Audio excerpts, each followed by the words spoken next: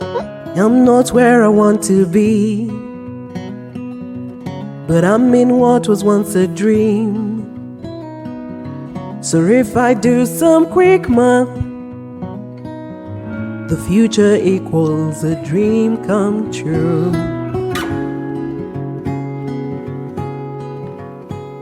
Since 1992, In All Honesty, a podcast by OLAVEORAWO.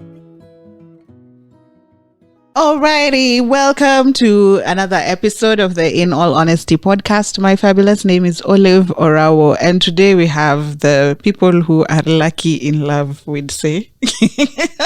I don't know if... Anyway, we'll get to here.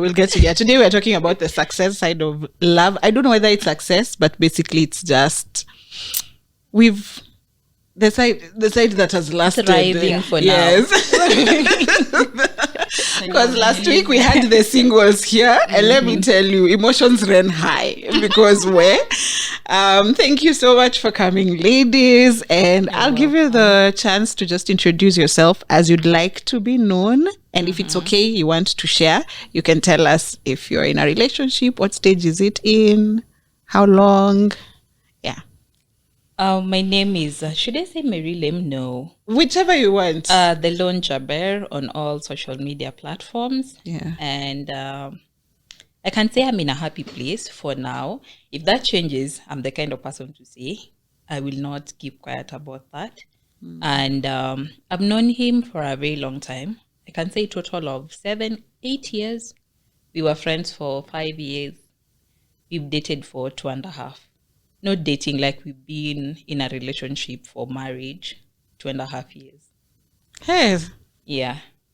Serious relationship leading to marriage. You know. Yes, and on paper I'm a wife, but until the day he sees, like he goes, oh, me I want, and he knows this, me I want, what's the name of this guy? I don't know if you know him. He sings Luo songs. Okoth Jarapogi, that's the guy that I want. That guy has to sing in my mother's compound. That's all I want. Oh, okay. Yeah, and the entire village needs to know that I got married, so people will be dancing the entire night. Okay. Yeah. So when you mean on paper, it's on legally I'm a wife. If anything is to happen, yes. But then now you want the women to alili the cow. Yeah, he has to. Legally I'm a wife in that. Yes. Oh, nice. Yeah. Oh, wow. I didn't know I was getting someone who's like official. Yes. I'm legally a wife, but we're yet to do now the entire process. Okay. Yeah, because I want him to go on his knees, probably in Mount Kenya or somewhere. You want the whole shebang. Yes. I really understand. I get it. Mm-hmm. Yes. My name is Sonia, but my friends call me Nana Kitusa on all platforms, I guess. I've been in a relationship for now 5 years. This is the 5th year. But I knew him for 3 years. We were friends for 3 years before we started dating. He pursued me for 3 years. Yeah. Nilikuwa najifanya hard to get. But for 3 years? For 3 years. Consecutively, like, I want you. Yeah. But I was in a bad place, so I waited for myself to heal so that I wouldn't bleed on someone who didn't cut me. Yeah, so, and hurt people. So I waited for a point where I was good mentally, emotionally. And we've been dating for, this is the 5th year. Yeah, we are in fiancé level. Yeah. Okay. Yeah. Hey, I got OGs. You know me, I was expecting people for 1 year to come to... I was expecting to I'm in a serious relationship. It's been 6 months. This is so good. Yeah. So I'll get into. Usually, I put out prompts on my socials, and people send in their opinions and their stories, and that's what will be our talking points. So that's what I'm gonna read out, and then we can just get to discussing. All right. Success side of love. So the prompt I put out on my socials was. What does it take for the relationship to keep going? Last week kuna single mmoja alisema for a relationship to work kuna mtu mmoja ni fala. Kwa hiyo I wouldn't say mtu mmoja kwe fala. But then we all do value different things. Like I know for me, my person and food. So even when I don't feel like cooking, nitakuwa fala in that situation because I know that's one thing that will definitely calm him down. Yeah, he's having a bad day at work, or Mimi, I'm a very crazy person as well. I've just done my own things to him. Food will definitely calm him down. He also knows situations where he has to maybe go down for me to be happy.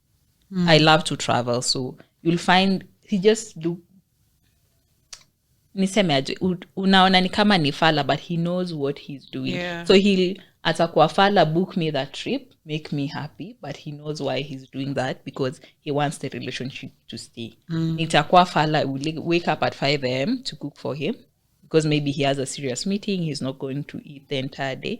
So unakuwa fala with something in mind. There's something you want. So fala is basically compromise. Yes, situation. Like the women also you find, they don't want to drive or they don't know how to drive and they don't like Ubers, they don't like taking public transport. So this person has to be driven actually everywhere they go. So other people, their friends, watakuwa like, nani anakuanga fala nashinda beba bibi yake everywhere. But yeye anajua kwa nini he's doing that to his wife.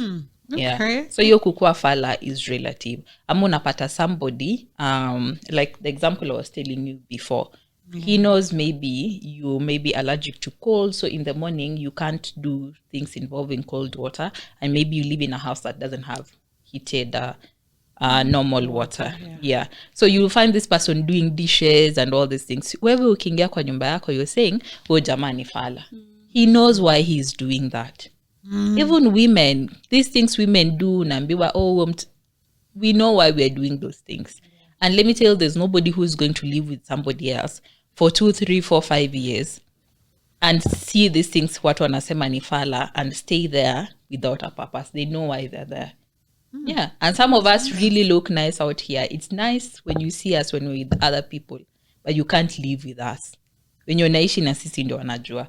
So ukiona tukikuwa fala doing some things, we also have faults that those people are covering. Right, yeah. Yes. Where in deep? That's so deep. I never thought about it in that sense. You agreed, Nash? Yeah. Kwa fala inaweza kwa different perspectives. Kwa fala inaweza kwa maybe 1 or 2 times amekuaibisha huko nje, umemsamehea. Wote itwa fala. Maybe umemwaibisha huko nje 1 to 2. Ameitwa fala, wewe unafanya nini bado na nana? Mimi ningekuwa wewe ningekuwa nisha.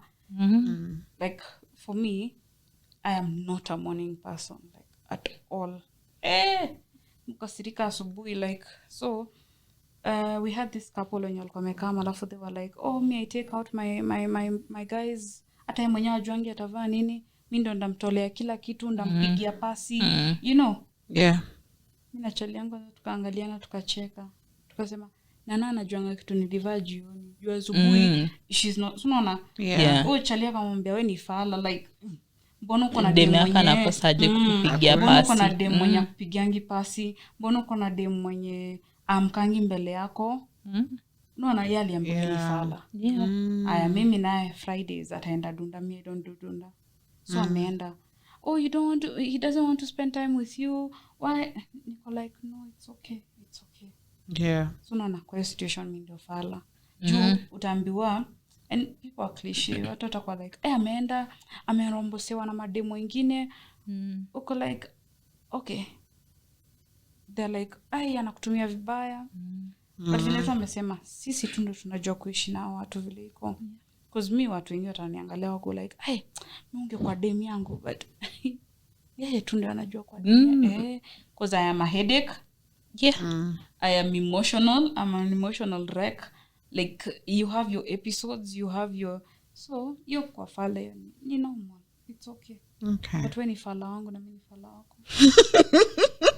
What people should also understand, marriage and relationships are like a business. I'm not going to tell you the entire story. I'm not going to tell you everything why I'm letting something slide. Like this lady who was trolled on Netflix. What's her name? Tubaba's wife. Oh, Annie Dibia. Who knew Annie before Tubaba? What's Annie's net worth right now? Sorry. Yeah. So sometimes people stay away utaona ni fala, but they have their reasons for staying. Yeah. So unless your reasons for staying do not, trust me, if she was unhappy enough, she would have left. She's not unhappy. I don't think so. No, I think so. No. Now, you're going to get children out there and I am your wife. Hey, let me tell you one thing. The other thing is, disclaimer, I was brought up in a polygamous family. A lot now makes sense. And I called people to come for that episode. I was brought up in a polygamous family. Yeah. So if my man ever gets to watch this, I am not leaving because other women. I will give you headache, but I am not leaving. Honestly, you would. I don't have any intentions of having a kid right now. But he gets a girl who's willing to have a kid with him right now. My life does not change. Find a way of providing for that kid. Find a way of maintaining that family. I'll be happy, trust me. But polygamy is different. Polygamy is an arrangement. Ndio nasema. So this is just polygamy that has not been legalized. Hapana for Idibia no, for Idibia it's too much. But what I'm saying is, a woman will not stay in a situation where they're not benefiting. But I thought women are like sensitive when it comes to. She's definitely benefiting. No, so mkimwita fala, she knows what she's getting from it. Yeah, chali yangu akona demu mwingine. I can't. Do you know that people who are not hurt by that? The same way you unaona, you're saying you're not hurt when your boyfriend goes to the club, kurombosea na mawademu wengine. Maybe. No, sasa unaona kama mimi, I will get hurt if my boyfriend went somewhere without me. Somewhere for fun, yes. But now so, when he has a second wife, sitakuwa naenda naye bila wewe. Who I said that? I said the only thing that nothing in my life is supposed to change. Yes.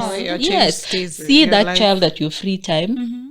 Visit your other wife at your free time. Mimi, my life has to continue. If we used to go to church together, we go to church together. My entire life continues. You're the one who sees you have enough time and enough resources to bring another person. So allocate those extras. And what if he wants you to raise that baby? Why would he want me to? If I wanted to raise a baby, I would have my own. Oh, nice. What about adoption? You don't want a child? Not for now. Yes. Nice. I think it's a dicey situation in the sense that women, we were raised so that marriage was our ultimate goal. And maybe that's the thing maybe Annie Dibia is going through, because Nigeria in itself is a patriarchy infested I don't region. Think she's going through that. No, she's not going through that. But I'm thinking, but there's things, there's a lot of humiliation. Unaona hiyo humiliation is what we are talking about, that watu kukuona fala. Nyinyi mnamuona fala, but she knows. Did you see the way she was licking that guy's head? Would you do that if somebody disgusts you? She was licking whose head? Yeah, I think to Baba's head. Is a thing. The head, yes, like, she did this on the head, like licked the head. Humiliation. No, I can't take such humiliation. Actually, nikwe fala in some things that are unknown. So that is what we are talking about. It's unknown. I'm not there. But tunapeana tu watoto one after the after. Imagine niambie tu ni polygamous to arrange. And you bring me the kids to raise. So you don't know what she and Tubaba are talking about. Yes, and you don't know what she's gaining, why she's not leaving. So what tukimwana fala, you don't know what move she's pulling. Yes. So it works either way. You can be uonekane fala for good reasons, like you're protecting your partner, maybe, or you have motives. Unaonekana fala for a time being, hey, karibu niseme mtu we, that was so maybe she's planning something. So when she does it, people will be like, oh, that no was wonder. The game. Yes. Yeah. But or I think she just maybe stays there's for some the money. You really can't tell. You kuonekana fala in a relationship, people who sleep together, you really can't tell. My mom says, watu wanaona na uchi.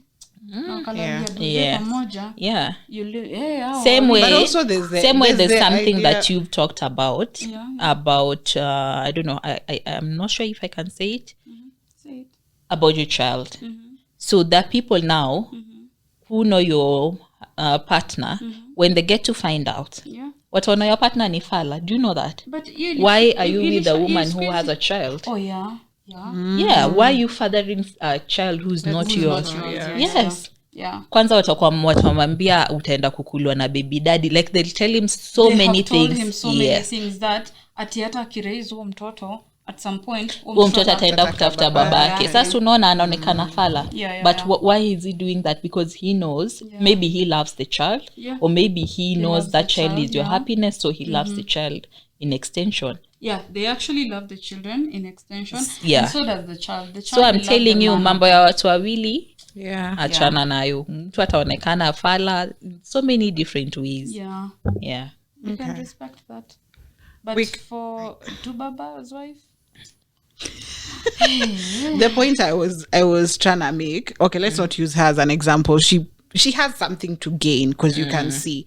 But we've seen women stick it up in relationships that honestly don't make sense. There's not even that money or respect. So at times it's also the notion that has been passed down for African women that marriage is all. Marriage is your all. So you see, for us who have achieved so much more but we are not married, there's still a level of disrespect, because so maybe some women feel the pressure to hold on even if there's not much for it. But that's abusive.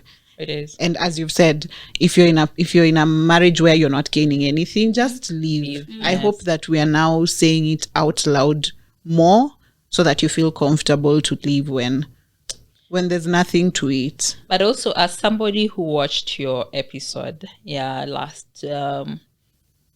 last one, the singles, so when you watch such kind of things, they kind of make you not want to be single.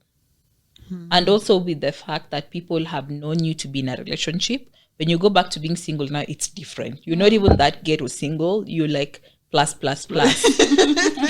Single ya kuachu. I'm telling you, it's streets now. It's bad. So I would also say, if you're in a relationship, please have a support system. Have people around you who will tell you the truth, and people who love you whether you're in a relationship or not. You're not. That will make it easy for you to walk out and if you need to. Because I've met people who the smallest inconvenience are like mwache. But I sit down with my mom. Like, if you want to talk to me directly. Because people will tell you very crazy things. Ati alifanya nini mwache. And you actually listen to that advice. Alafu unakaa unajiangalia. Sasa mnashinda mnarudiana. Alafu I think most relationships ndozi work. Wacha kuambia watu shida zako. Don't. Hapa will disagree. Really? Please, if you need a microphone to air out your problems, please do.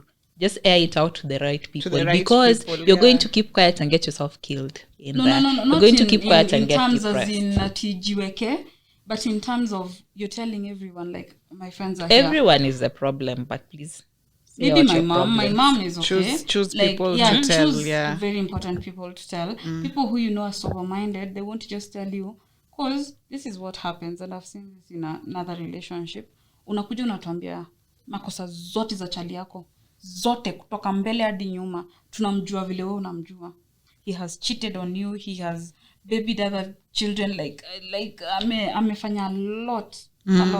Then, bado uko na yeye. Sindo yes, hiyo inakafala, but ukimsamehea, sisi hatujamsamehea because you brought it to our door. So pia sisi tuko na beef na yeye, tuko like unacheza msichana wetu. So in some situations, have a friend who is sober minded, atakwambia by the way si poa, jaribu kufanya hii na hii na hii. Do the first advice watu wanapatiananga when things get hard in a relationship ni mwache, wachana na yeye. Wanaume wengi mwache anakusumbua na kukula kichwa, mwache, tutakutafutia mwingine, But at the end of the day, unafaa ukae pia ujue mtu wako. Ukiona hizi vitu zinakulemea. Because half the time tukienda tukushare hizi vitu, we just want other people to tell us what we already know. Tu unafaa kuacha huo mtu. If it's abusive, leave. Hata kama amekupoint hivi, leave. Hizo ni zile za kuenda because they back before they bite. So at the end of the day, hizo ndio nasema ufai kujiekea. But ati sijui aliacha sufuria kwa sink, ushaambiwa ache mtu akupatie heshima. And people out here say a lot of dumb things. Maybe anachanga socks kwa nini? Akupatie heshima, mwache. Utaacha 5-year relationship kwa sababu mtu ajui kuweka socks zake.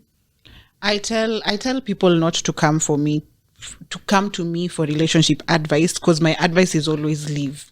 For me, it's always just leave.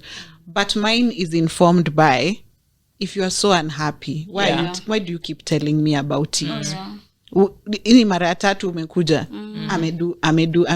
If I also don't have the capacity to keep listening to you every other time about a marriage that isn't working out. It's you in that marriage. It's you who knows what you're gaining in that marriage. It's you. Yeah, so if you come to me and tell me you're going through a hard time, I can say, if you're not happy, leave. No, not that. In the beginning, me and him are going through a rough patch. Let's go out. Let's go for a girls' date. Let's do, like, that is okay. But if you constantly complain about this person, sitaki kumsikia tena, chagua vile unafanya. And me, if you're not happy, leave. It gets tiring. Yeah. It also puts a strain on your relationship with the people around you, because they start treating you as fragile because of your relationship. Because you'll find your friends also are going through things. Like, they can't call you because they know the moment they call you, you're going to start with your own. Alifanya hivyo. Mi sasa acha nikwambie wangu. Oh God, yeah. It's tough. That one's a friend. It drains you because you're like, I love you. You're my friend. I love you. I don't like to see you sad. So mbona uko na mtu? Yeah. So inani drain pia mi ndacha kukaa na wewe sana, kwa sababu when we're together all we talk about is your failed relationship. And me, I call out my friends. I'm like, what I'm seeing here is a streak of where you enjoy vrutano. There are people who are also toxic. Sometimes you don't know the trauma you're carrying. It's only manifesting in some ways and you don't know. So I'll tell you, where happened is Stockholm syndrome. Tafuta therapist. Me, I'm not certified. So it's things like those. So also, true, the audience you're giving. Someone here said, I'll remind you the prompt. What does it take for the relationship to keep going? This person said, communication, hakuna kitu nyingine. When people say communication, because this is what the singles are complaining about as well. What does communication look like now in an actual relationship? Uncomfortable conversations.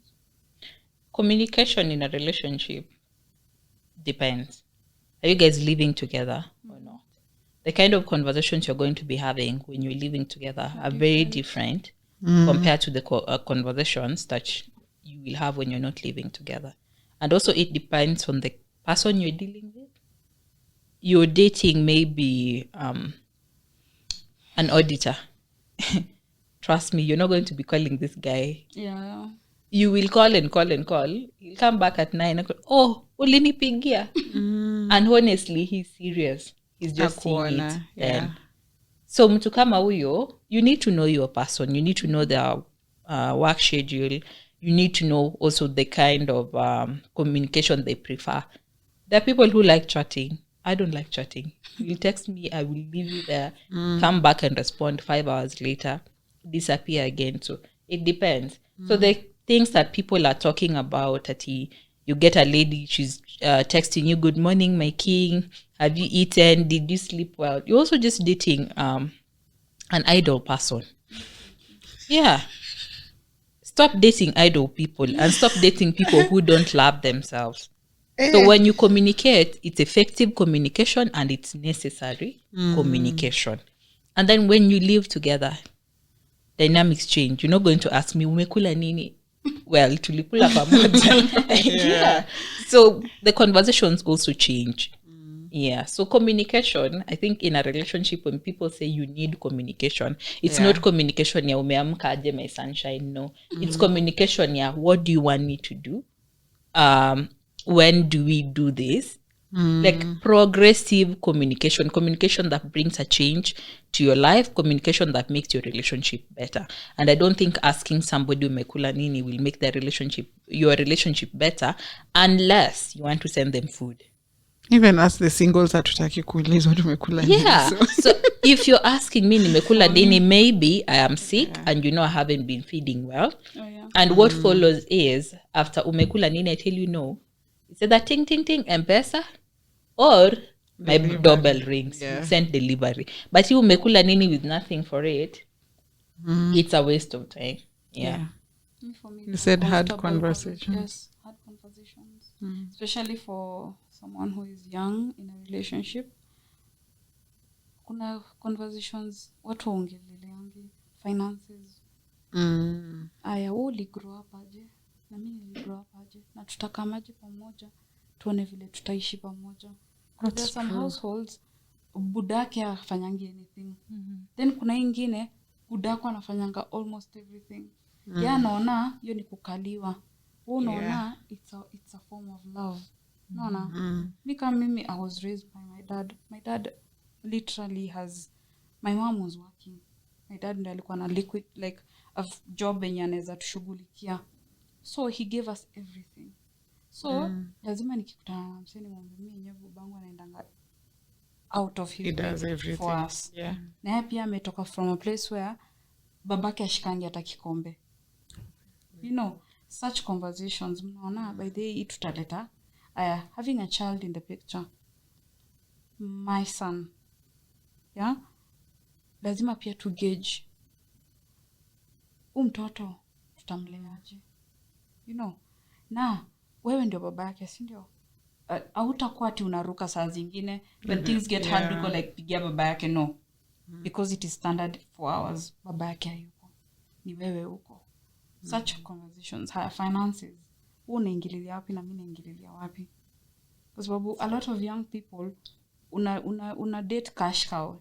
Chali yako asipokutumia nywele una jam. And respect, yani to respect. Mbona tufai kuja?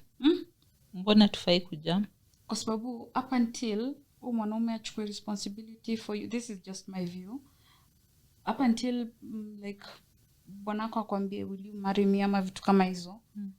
Hizo vitu sumbua wazazi wako. Nywele, I'm dating you. It's just dating. Imagine sumbua babako. Kwa sababu unapatia mwanaume responsibility si yake. And ndio maana vijana wengi wanaona why you saying responsibility sio yake. If that's what the two of you have decided on, mimi I go do my hair today, nitaulizwa nimetoa wapi pesa. Unajua wewe already msha establish this is for marriage. Yeah, so I think those conversations. But ati sasa tuna date, ati sasa mtoto brother wangu amemaliza high school, demi yake amwambia mlipie nywele. That is sumbua babako, sumbua mamako. That is your parents' job. But sasa watu wanaanza kujipatia responsibilities sio zao kwa relationship. Wewe chali yako saa hii uwe tu msichana mwenye anaitisha nails na nywele. Chali yako akakwambia saa hii nataka nguo. See, in a relationship it's do for me, I do for you. May choose my boyfriend's clothes. When I go shopping niko like, yeah, perfume zake nimeuchagua hivyo because I know this is for marriage. But ingekuwa ati sasa tu anaishi kwake na mimi naishi kwa nini afanye nywele yangu? That's not fair.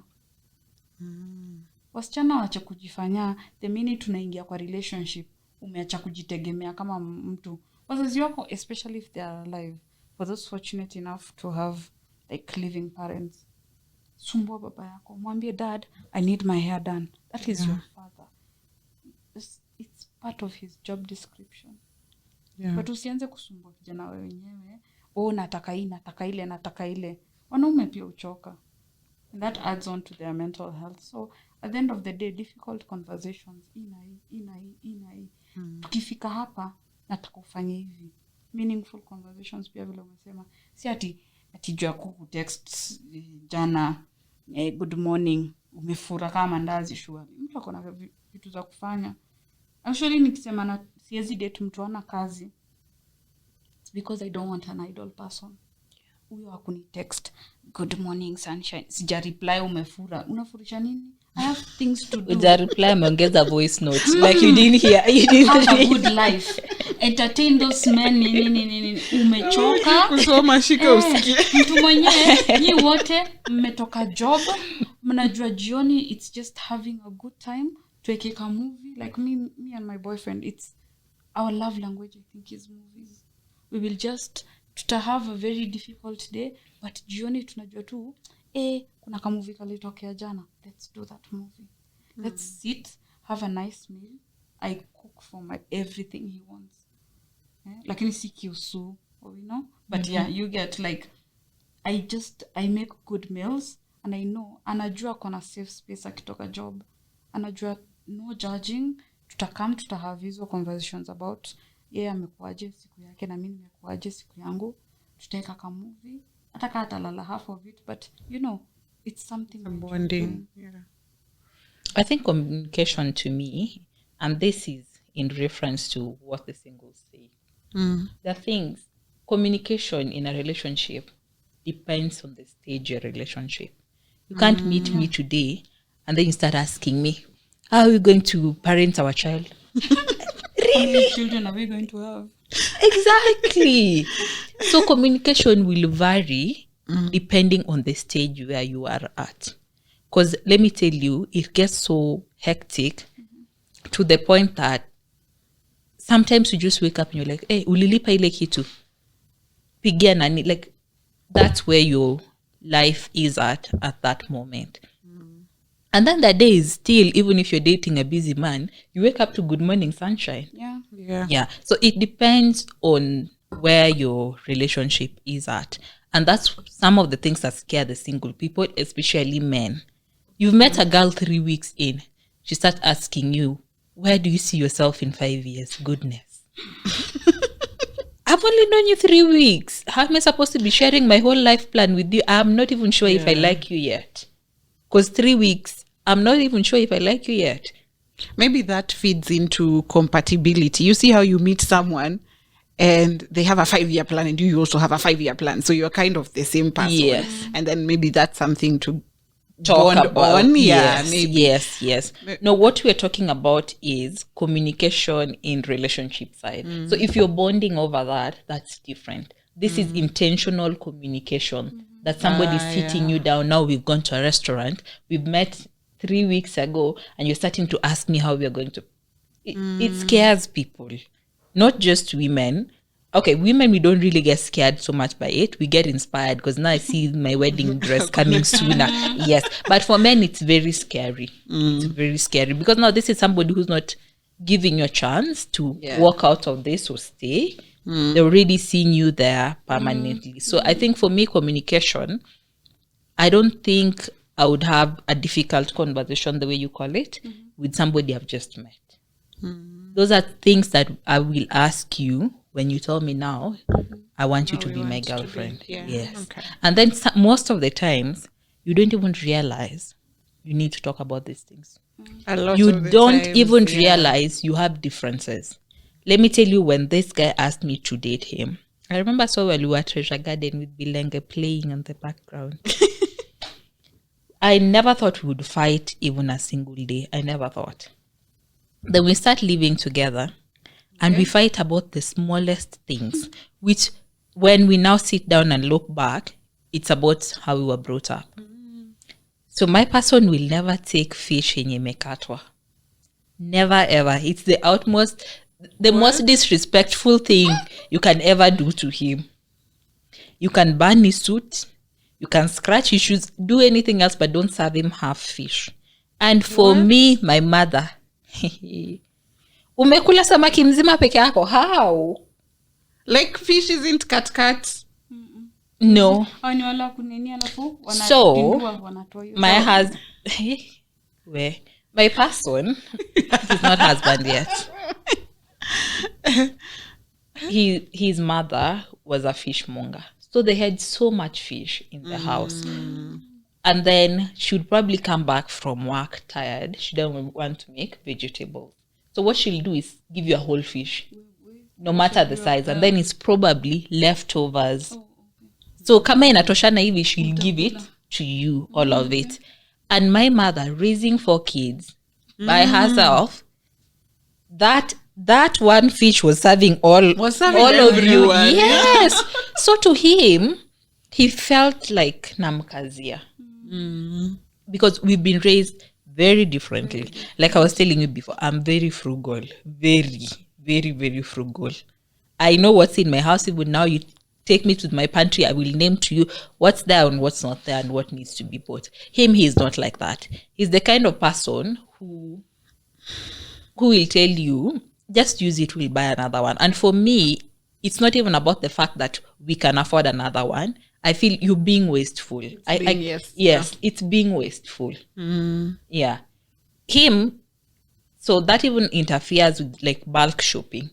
yeye kama kitu iko hapo, it's supposed to be used. It's supposed to, yeah. Yes. And for me, I grew up in a family where if it's there, it means it needs to last Longer, a certain time. My mom would buy 1 tin of jam and it would last the whole month. Trust me, ilikuwa inaisha 29th, 28th or 30th. If you've been raised by teachers, you guys know this. Please. Oh, that's a teacher thing. Yes. It used to last those days. Na alikuwa anakuangalia tu hivi. You do the right thing. So he wasn't brought up like that. His mom was hardly home, so they just brought themselves up. So that changes a lot of things. So you can't say this is a conversation we would have had that day at Treasure Garden. Ningemuliza ati how are we going? Yeah. I would not have known that he eats a whole fish by himself. Yeah. He'd rather eat it abakishe, but don't serve him But don't half. cut her. Yes. Yeah. There's so many things. Like for me, not having butter in the house will give, like I will have a panic attack. He doesn't understand why I have to spend 1,200 buy butter. He doesn't understand why I must have cooking cream. I don't even take prestige. He doesn't understand that. He says it's the same thing. It's not the same thing to me. Yes. He doesn't understand why I need to use certain cleaning products. Because for him, toast, Ariel, it's all the same. Yes. So those are things that you really can't talk about before. That's true. He doesn't understand why us having a washing machine is saving compared to us having somebody to clean every time. So these are things you don't see coming. You don't see it coming at all. That's true. So those conversations change with the changes in your relationship as well. And also right now, conversations about parenting, the one makes sense because I don't even know my parenting style until that baby comes. Because now I can say I'll be such a sweet man, and then that baby comes, I beat the hell out of them, and he's a sweet parent. So these things change. And then also even about money. Before when we met, I was working. I was taking care of my own things. I was taking care of some other things in the house. Now I'm not. So you see the money conversation also changed. So when you say that you're going to have difficult conversations at the start of your relationship, most of the time it's not realistic because some of these things are not there. And you've also not identified them as a problem.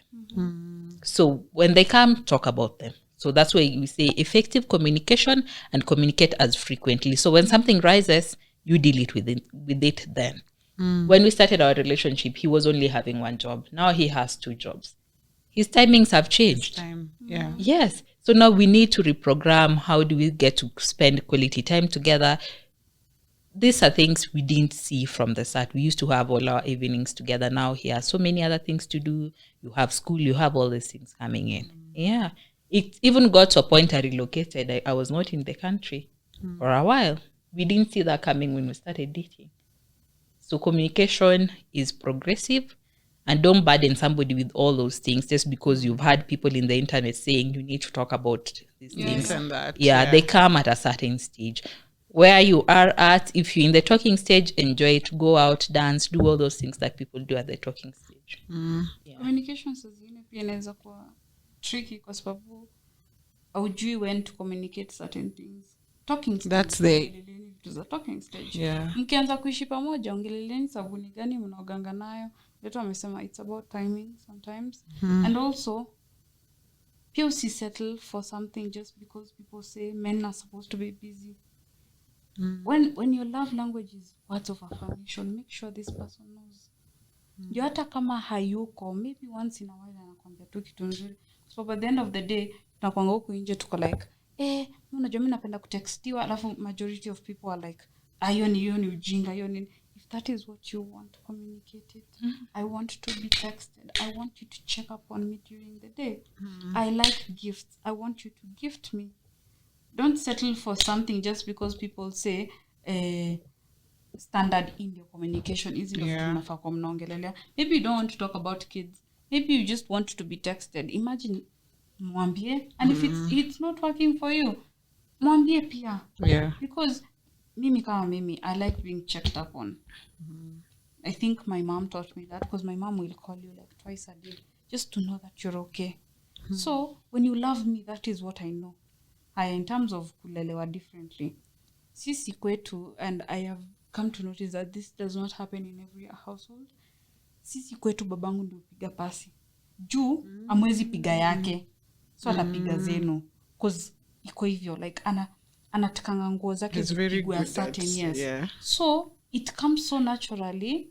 Okay, sasa ni wakubwa, but sasa I see it with my small brother.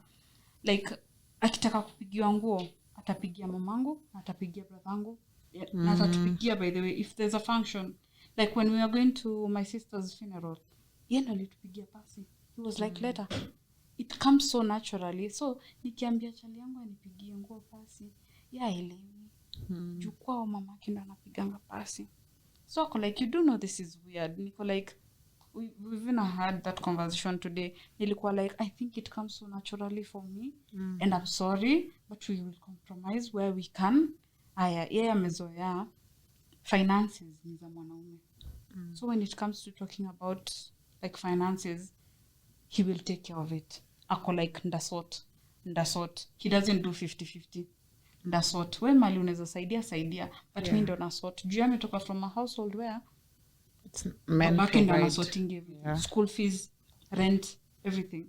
Mimi naye nimetoka from a 50-50 home.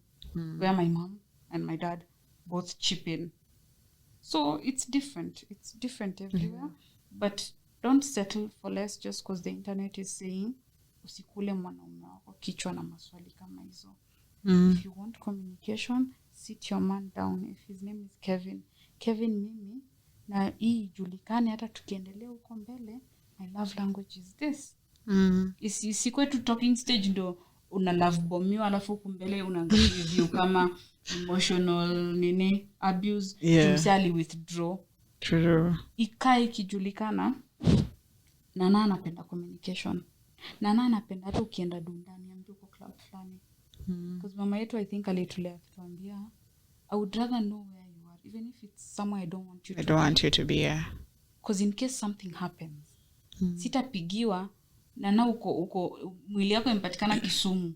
Mimi najua unaishi Muthiga. So let me just make a funny comment. My mom says don't lie about the direction, lie about the thing you're going to do. Yeah. Naweza kuwa nakuombea Mombasa na wewe Nairobi. Yeah, and I got to understand it by the way, Juicy, because when my sister had the accident, she lives in Gataka. She was talking to my mom on the phone. So my mom knew hata vile aliona breaking news Gataka alijua mtoto wake anaweza kuwa hapo.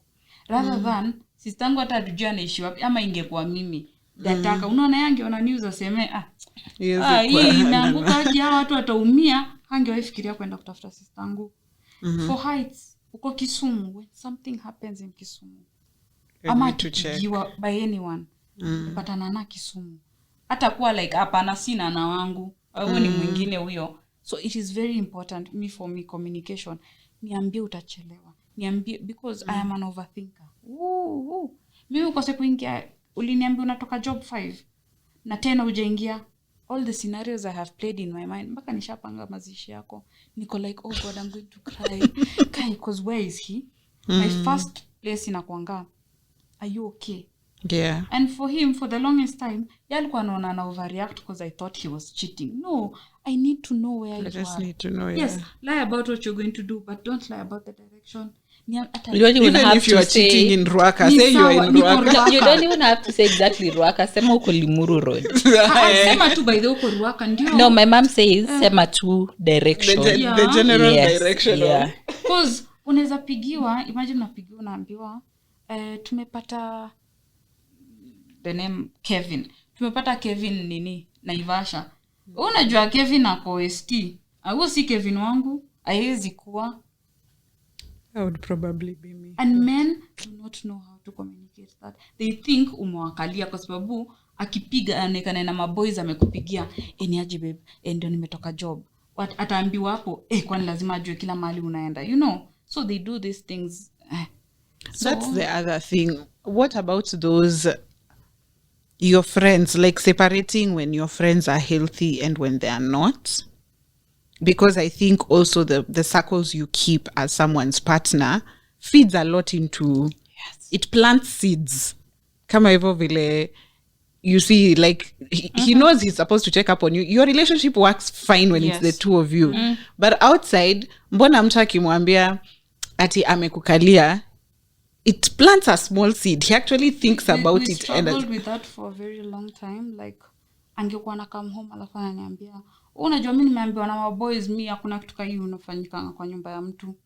Niko like hiyo ni nyumba yao. And it takes time before nianze kumexplainia relationships are different. Because sasa mimi hata wewe kuna vitu unafanyanga nikaambia mademu wangu sasa wako like nana toka kwa mtu. But you have to understand even circles need to change. Circle yake time alikuwa single na circle yake sasa hivi tuko pamoja. Cause akihang out kaya tulianza kudate akiwa 26 I was 23. The people I had circles with then are not the same people I am with. Yes, some the important ones. Watu wenye naona pia wako na akili. Sio ati madem tulikuwa tunapiganga sherehe kila weekend ndio bado niko nao sahi. They will tell me all the wrong things. They will tell me anakukazia. They will tell me like some stupid things zenye you will put into nini. Alafu when people give you advice, unajua kitu tunasawingi ni even stupid people grow old.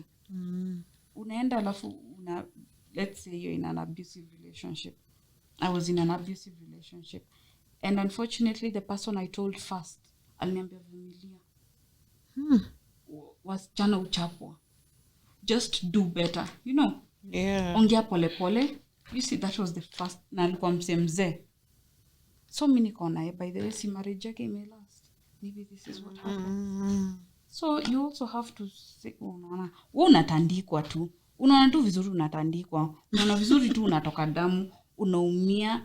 You hate yourself. Because people who are being abused, they hate themselves a lot. Because how dare I let this happen to me? But sasa ukiende advice kwa maboys, ukiende advice kwa madeni. Wenye hata hawana, you know, I think no maana kwa marriage, best couple yenu inafaa kwa sober people. Yeah. Wase wamenini. So with the circle, mimi nimesikia everything from his circle, even na mdomo. Na wewe huu kijana wetu tutamchukua, tutampatia demu mwingine. I've had all sorts of things. But at the end of the day, it's up to him. Aseme, I will not take this advice, and I will take this advice. And I think it's really nice to date someone who has a mind of their own. To think that your partner can be informed, their decisions can be informed by someone outside is really sad, because I'm just thinking, kwani ana akili yake? Yeah. I think it all goes back to somebody's personality, to be honest. It's not even about relationship.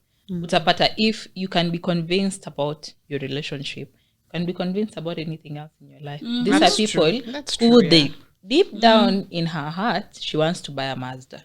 But because ameambiwa Mazda the mechanics hawazijui vizuri, get a Toyota, she ends up buying a Toyota which she does not like. So if it's not about relationships only, and if you find that you're easily influenced to leave the person you're with or stay with somebody, then just evaluate everything else in your life. You're probably being influenced about so much more in your life than you actually know. And a lot of times what influences your relationships is who you are. Yes. Not so much that the other person is coming to complete you. You've brought in an interesting dynamic when you described communication, and when you described communication, it shows not only is it the stages, it's also that particular relationship. So in a younger relationship, let's say the man is 25, the woman is 24, both of you are figuring things out in the career scene. You're both figuring things out in the career scene. Probably money has not come in like that. So when you go online and you hear people saying 50-50 is not possible, also know the target audience for those like femininity and masculinity coaches. When Shira Sevens is talking, she's not talking about your 25-year-old boyfriend. She's talking about someone who's going into a marriage. It's, what is it called? And she's not also talking about a 25-year-old girl and even a 30-year-old girl. Those are the things that people don't realize. And then the things that she talks about, she does not say you put them all in one situation. Because this is the same woman who tell you to marry an ad. Yeah, she tells you to marry smart people. This is the same woman who will also tell you, like, those things are conflicting. They're conflicting because they're meant for different situations. Yeah. Yes. And what kind of because hiyo zote unaweza kosa kuchukua kwa sababu at the end of the day watu wanakaanga wanafikiria kwa sababu relationship yake nikasa mimi nifike home nianze kuambia chali yangu wewe unajua nini chali yake anaweza osha vyombo wewe mbona oshangi vyombo. Not everything applies to everyone. And then also you can't take her advice when you yourself you're not that woman. Trust me. You will sprinkle dust. Because yourself you're a dusty. And then you expect you're going to sprinkle somebody's son who's been polished. No, it doesn't work like that. True, it does not work like that. The other day I told people that Mimi, I pray to get a good man. I wasn't telling you to pray for that dusty you have to change. I'm telling pray that you make the right decision from the start. And how are you going to make the right decision? You have to be the right person also yourself. Yes. Yeah. So some of these things that we talk these problems that we talk about in relationship, because yes, you sprinkle a CEO. Do you know you can make this person come from a CEO to be a nobody? Just by you being in their life. Yes. You're going for events with this guy, you're drinking yourself silly, you're starting to hit on other people because that's what you've been told. You're trying to climb the ladder through him. You're doing it the wrong way. So some of these things, advice, when people say something, look at who they are. And who. Yes. So when we tell you have difficult conversations, I'm not telling you a 22-year-old who's still living with the mom to start deciding at babe tunaenda kuishi wapi. Exactly. So some of these things don't apply. Like for me, even myself, my mom married somebody my mom married a student. I'm sad that it didn't work out for her. But my mom cleared college very early. She was 21 that time. Those who cleared college at 21, my mom was really, really, really young. So she was dating somebody who was, my stepdad was in campus then. It worked for them when it worked. So you can't, these things have no formula, to be honest. Just have your common sense, be a sensible person, and you'll figure things out. Add on to that, kusema you're not the right person. I remember for the longest time we were just friction, like tulikuwa tuna friction, but it's because I want him to be something but I don't want to conform to what he wants. So niko like unaendanga out na pia mimi naendanga out. So ko like okay nataka uchange but mimi siko willing to change. Yes, if double standard. Because ndio kitu iwork lazima nyi wote like it's like that picture where the guy is holding the nini hiyo kitu ya kugonga na the ladies mnachongana. And up until nianze kuona by the way I also need to change. Up until then tuko tu tunazozana ufala. Yani nothing atungeona eye to eye with anything. Because for me I always want to be right. I'm with a person who also always wants to be right. So you also teach your man to love you. You teach your man, because who I was with my ex is not who I am with my current. With my ex, maybe nilikuwa kitu ingine. People will bring out different nini. Especially kwanza kama frontal lobe yako kwanza bado ija. Who I was 2 years ago with my man is not who I am right now. We have changed drastically. Vile naona world sahi, vile naona vitu sahi, si vile nilikuwa naona 2 years ago. So even with your person, usikwe tu one person na ukatae change. Like usiogope kugrow ati maybe nikikutana na yeye I had this kind of thinking. Na sahi I'm thinking in a different kind of way. Because also in a relationship, if you guys are not growing, you're not doing the right thing. Usikwe na mtu anaona like akona tunnel vision na kama CEO ataki. Juko shona maboy anakuanga miko wezi nipikie shida yako mimi siwezi kuwa na wewe. And that's okay also. Kuna mdem mwenye anataka tu kupikia boyfriend wake. Endea huko. Yeah, it's like vijana wenyewe unajua tu vizuri umesota. Alafu unakuja unaanza kufuata dem mwenyewe ashazoea take out. Alafu unaanza kumwambia mbona usinipende na chapo madondo yangu. My friend, endea watu wa chapo madondo. Some sacrifices are not worth it. Because ebu angalia kama I want to be her when I grow up, she has the way she's thinking, you know.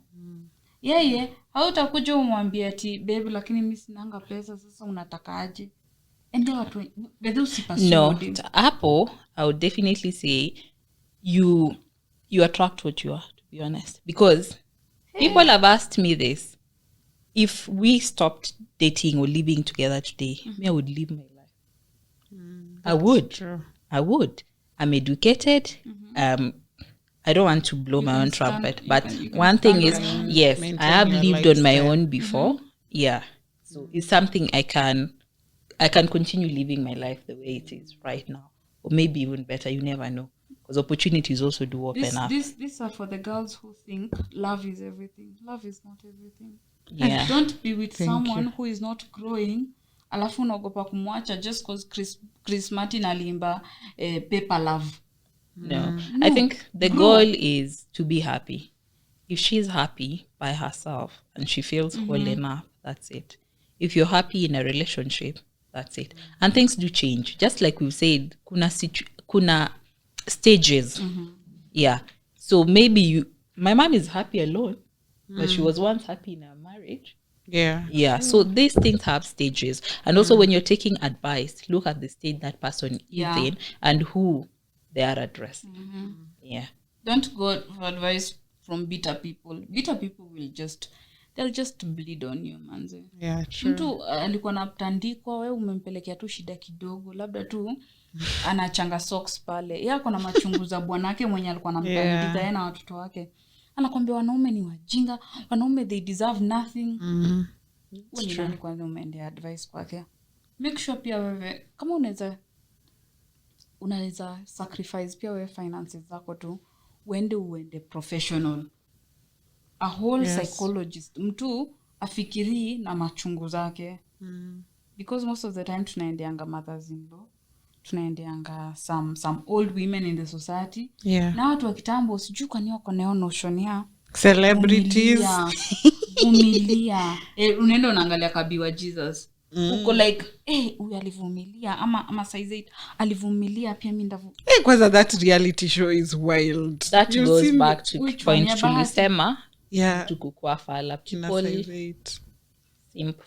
Men call it simp. Yo kukua fala, men call it simping. Yeah. And please find a man who doesn't care about simping. Find your man who worships you. Find a man who simps. Come on, Nara Smith. Na blue, whatever. No, you guys. Everything has a price. The things I look at about that guy. Nara Smith. And I'm like, if my guy did this. Yes. Like what? So many things. I think he looks gay. Good. Nara Smith's husband, yes. Okay, I'll have to look at him. Why are you walking around with a toothpick in your mouth all the time? Perfect way wacha kusema. For you. Kama landlord for you. Always with the truth. Yes. So those are the things. That's why I'm telling you, kila mtu when ni fala tu kila mtu ako na hiyo fala yake in their relationship. Oh Jehovah, I'd have that many. Now you can't do that to me on. Yeah. Very different way. Yes. So that's why kila mtu ako na things that they look at in other people's relationship and I think unifala. Anamwangalianga tu you're all different. You are my world. Me don't know. There's something about a man looking at someone hata saa zile ijulikani anakucheki tu alafu ako like when you wangu. We have a hopeless romantic and a compatibility. Hopeless romantic. I thought I was until I met you. You think you're a hopeless? I thought I was. I grew up in a household and I tell my friends this and no one believes me, but I'm from a household where I have never seen my parents fight, even verbally. Ever. ever to Yeah. date. True. Sijaiona wamekosana. We never, mi hata sikuwa najua tukosana. So when I went to my first relationship, it was abusive. I was like, what is this? Honestly, what is this? Because I do not know what this is. Yeah. So coming from that, I know how to look at a man who looks at the lady and they're like, wow, she's mine. You know, when my dad describes what my mom is to him, and I describe a best friend, and I describe something. So for me, that is what I would want. I would want a man who looks at me and he's like, wow, I am so lucky to have him. Yeah. I'm sorry you see him gay, but me, I see him as perfect. Where? Yeah, so people are different. Maybe I want to feel. Yeah. Your action should tell me. Yeah. Not I the way guess. you look at me. Yeah. So we're all different. As you know, I'll give you single perspective trauma.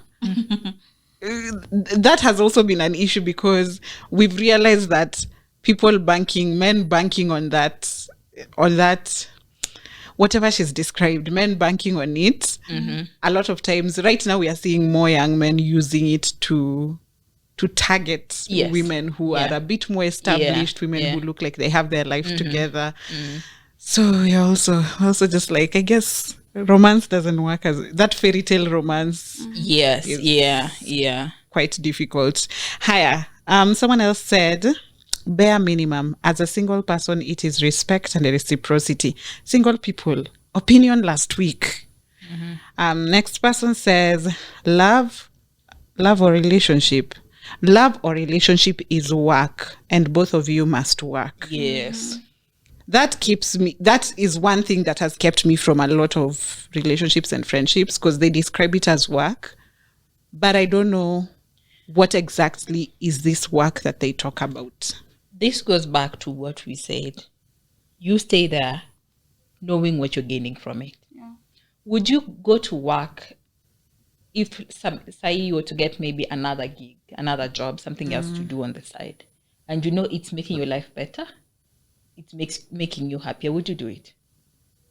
And like rent, Nini is taken care of, or like, because I need the money from work. Yeah, like you get another job that is taking care of you. Yeah, you're growing financially. You're happier. Would you do it? Would you take it? Yeah. So that's the same thing as a relationship. I can say for me. For me, I feel my relationship is building me financially. There are things that I would not be able to do or I did not know how to do before. I've learned. I was horrible with Excel. Thanks to the relationship, I can, like, you'll give me raw data, I'll put it into Excel, I'll give you charts. I've learned that from this.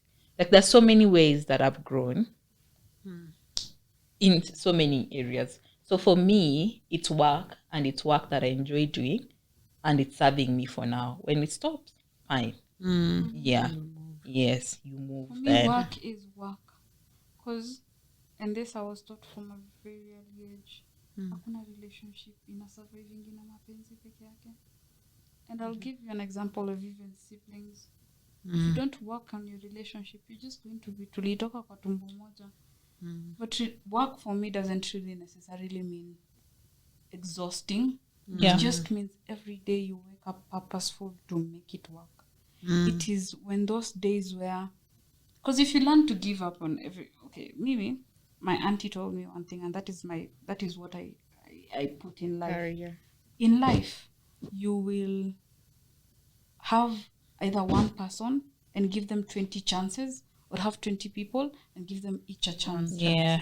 So if it is this one person, hata hiyo siku yenye amekubo, hiyo siku yenye unamwangalia hivi unago like, guy, what is this I am with? Unajua kesho bado mnaamka pamoja. When people say it's work, maybe I just look at it as you're getting a financial advisor who doesn't want to fleece you. You're getting a, how do you call entrepreneur partner? How is it called? An entrepreneur partner. Like if you're A into business partner. Yes, you're getting a business partner. Yeah. You're getting help in the house. You're getting a forever travel mate. All those things. So for me, I find it beneficial. That's if you enjoy being in your relationship. When people say marriage is work, it's like working for a company that you really enjoy working with. So there are those days when you wake up and you're cramping and you don't want to go to work, but you still have to go. So that's the same thing. Okay. For me, work is work because it is work. Because at the end of the day, kuna sa utaangalia hivi hata kilala tuko like and for women, I think it's worse. It's also sometimes you can't really control it. Yeah. I usually tell my person that there are days I wake up and I feel like I want to sell him. Like, nani anataka huyu leo mlishe. You just wake up and you're so upset. You don't even know why. And now those are the days like you really need to be with somebody who's intentional about being with you and loving you. Because I will wake up and I'm mad at you for no reason. No reason at all. You ask me 2 days, babe, nilikufanyia nini? I'm just like, I don't know. Yeah. He's chewing badly. Yeah. His poop suddenly smells different. Oh my God. He's sweating in the bed. Yeah. He comes back from work early. Men are annoying. Women are annoying. Men are annoying. Women too. Me, I have a person. My partner is the kind of person atatoa socks, arushe pale. 3 days in a row. Wangelele socks. He's still doing it. So, my mom asked me, why not utwangi tu? Kwani kutoa socks ni kitu ngumu? It is just about learning to be with someone. And it is up until uanze kuishi na mtu. Mi advice yangu inakuanga, yes, maybe it's not as vile inafaa kukua, but my advice is ishi na mtu before muane ndio juu mtu ni nani. Because saa zingine wewe tu uko alafu you're already tied to a marriage. By the way unaanza kurealize this is not what I want. And you can walk out. That's true. Sasa watu tulikuja tukakula mchele huko tukawachangia. Mimi even if people go and dance at home, the day I want to leave, I will leave. But that is a bit unfair because you had your time to. It's not unfair. Things change. Let me tell you. You're not seeing that this goes back to what we already said. Kuna seasons. The person he is today, when you're trying it out, is not the person he's going to be when he becomes a father. He's not the same person he's going to be when he loses his job. He's not the same person he's going to be when you become sick.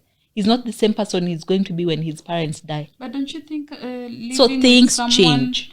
Okay, no. with there are situations you never foresee coming. Oh yeah. So you can't judge how it's going to be. Yes. There are people who lose their parents and they're depressed for the rest of their lives. Oh God.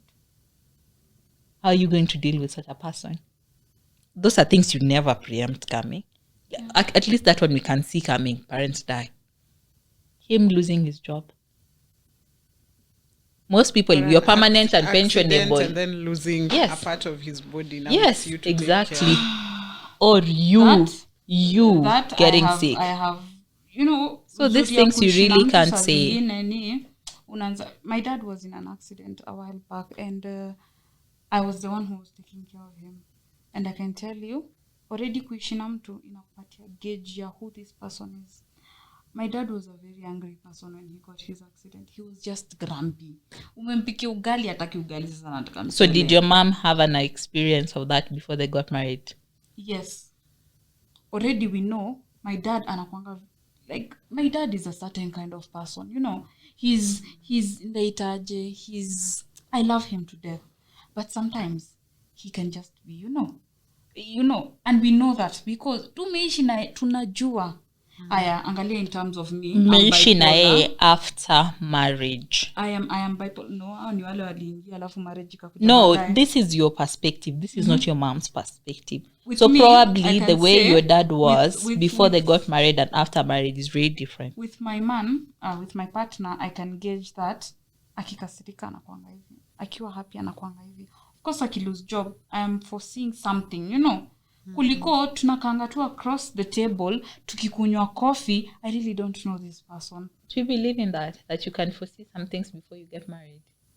I believe so. Yes. I don't believe because even myself, the things I used to say I can never do, I do them these days. No, Just- not there's a different, not the big So thing. Yeah. he never saw that side of me. Yeah. I'm No, the kind of saying person when I'm sad. engaging. This never used to happen before. Before, when I was sad, I would go out. These days when I'm sad, I don't shower. I stay in the house. I don't do my... You just I didn't know. sit in your- Even myself, I didn't know that side of me. But So unaona if hiyo he side wants to yenye say unaona hiyo that... side yenye mmediscover pamoja. Ndio nasema. So you see, these are things he could not foresee. So saying that you live with somebody Before marriage, these are things before we But made I can things official. attest to living with someone before marriage Yeah. because I moved in and moved out Yeah. with an ex. I think those ones ni about basics vitu kama kuweka socks, of which those ones to me I find them disrespectful. No, they're No, also, it they're was- also, there were- yeah, there were very they deep gauge, things like- una gauge. It was only that when I lived with him that I realized I cannot communicate. When something happens, I shut down. Yeah. And I'm not talked to this person for a week. And I just don't know. Every time I try to bring up the words to describe how I'm feeling, I'd cry and I can't bring it out. And that's something I also did not know. And that was training for him as someone who's trying to understand, what do I do with this person? And then for me, in that living with him is when I realized I have to work on self. Because every single thing would trigger a trauma from my parents' home. And for us, while we were having that strain, apparently that was the time he cheated. I only got to learn later, but that was the time he cheated. So I was imagining if I was in this situation, now married, and probably there's kids added to, I don't know. I just thought I was so lucky to have had that preview before. So for me, before I would have never seen any of these things. He'd have never seen me like that. Everyone who knows me as the TikTok personality. Very bubbly, very happy, a lot of energy. Yeah. So I was thinking you need to be put in a certain space where you're so safe that your true self comes out. For me, I would say, And then you can be able to gauge whether this is something we're willing to tukikaa live with tukikunywa our coffee, entire lives. tukikaa tukikunywa coffee, you've only heard of bipolar. You've only heard of bipolar. Sawa? He was like, no, bipolar can't be that bad. You know, it can't be that bad. And I was like, only the people who have lived with me. So when he proposed tuanze kuishi pamoja, it is only then. And That he saw nikamwambia, it. it is okay if you did not sign up for this. Because I wouldn't like, okay, tumeweka na mapete huko ndio hiyo tumeanza kuishi pamoja. From across the coffee table, you can't tell that I break down. I lost my sister 2 weeks ago, and I can promise you, we did not foresee it coming. But he has an idea of how I grieve. He has an idea of how low I can get. He has an idea of how high I can get. So anajua how to move. You know, nikunywe dawa bado, nifanye hii, nifanye ile. Kama angekuwa ameishi na mimi, hangejua I have laws. Unasema mkosa kuoga, unakaa, by the way, it is physically hard to cook. Unaona, anajua those are the days ata because I'm a chef. I love to cook. But at the end of the day, ataona mama yuko sawa, and he will take out. Unaona, rather than imagine ingefanyika tumeka pete like maybe last month, then my sister passes away 2 weeks ago, then ndio anaanza kunotice guy huyu kuna saa amka. Because I feel like bipolar will prepare to a certain level. And I told him, it is okay if you do not sign up. Even for them to leave, like they have a you. preview and then they can leave. Because Let me ask you, the guy you lived with, how long had you dated?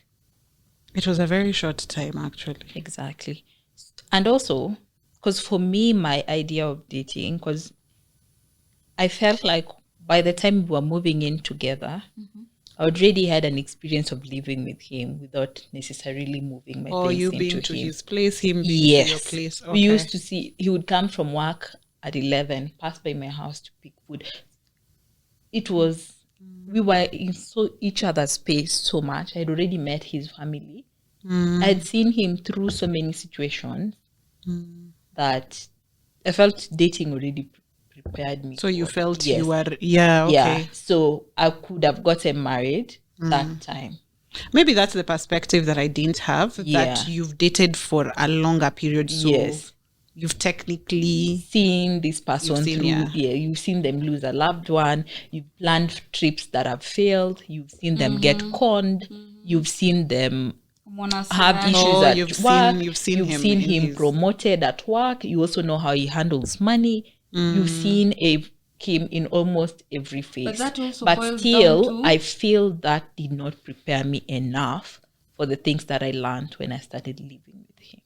But still you had, I think with the preview, you signed in with enough information that I'm willing to, to stay with I'm against people saying, I'm against you saying that you have to live with somebody else. But you have, I think, actually just date. Be friends with someone before you start dating. I think friends, you'd be lying because, because actually in those situations where me and my partner, tulikuwa tu like, what are we doing together? We always had friendship to rely on, and that is the only reason we are together today. Because I know I can still talk to you as a friend. I know I can count on you as a friend. Ushaona zile relationships mlikosana jana, leo hata umeenda hosi, na mtu hata ajali, joko like sijana tulikosana. But when they're your friend, they're like, I have to be there for my friend. You still show up, yes, even they still care. A friend will care. Alafu ndio relationships zingine bounce back from like really bad situations. Ni weka sahi tuseme we've been friends for 5 years, na tumekosania kitu kama maybe we were supposed to meet na ukanichelewesha. Are we going to break up as friends? I'm very guilty.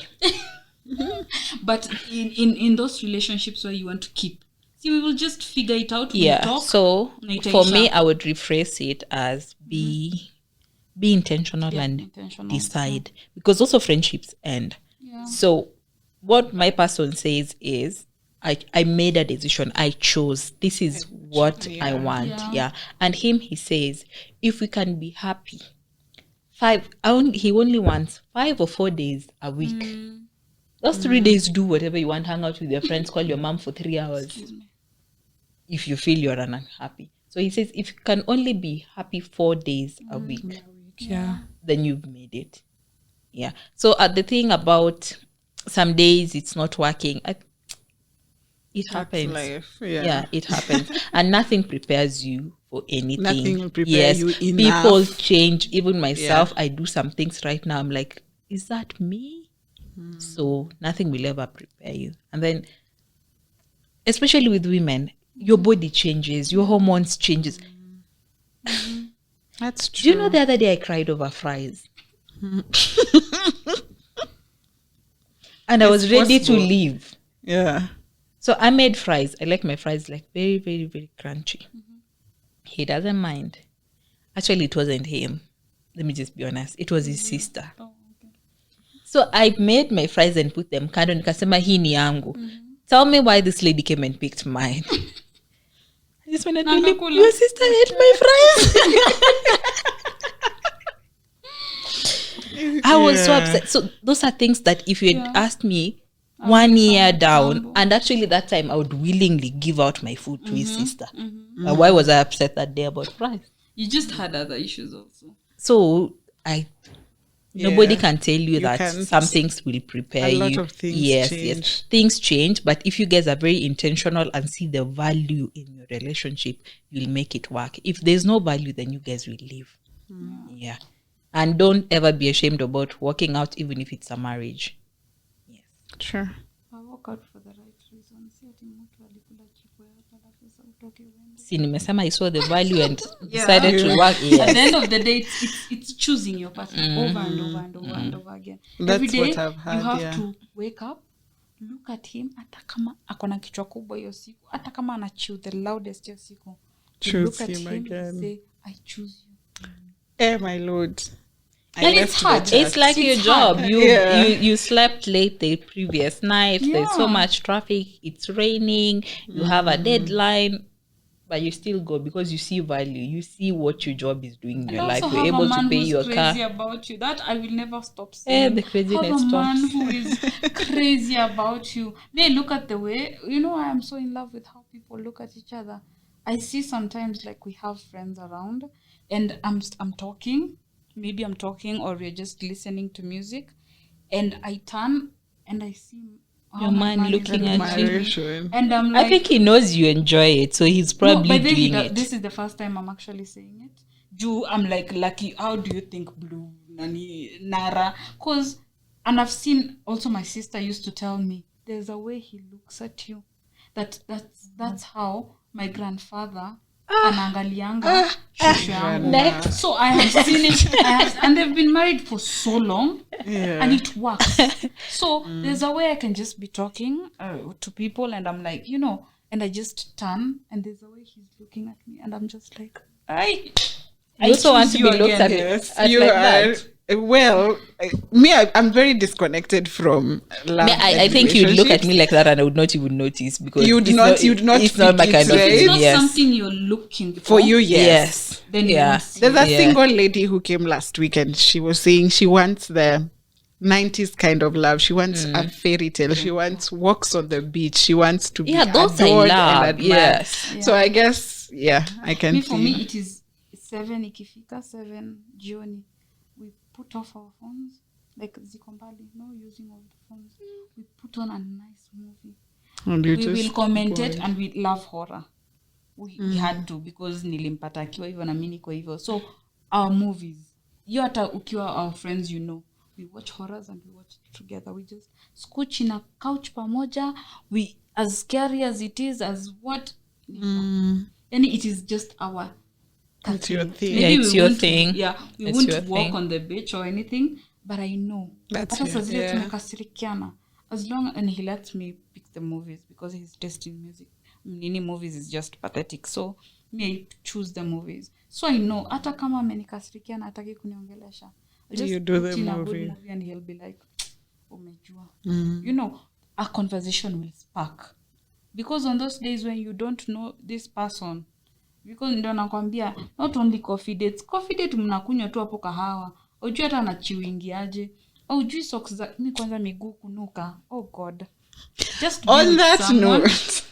Just be with someone who you can soma pole pole. On that note,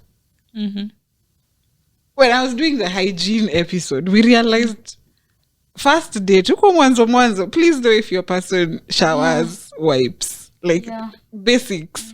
Because I'm thinking there's this been dilemmas, people sending dilemmas to celebrities of late, and I'm just thinking,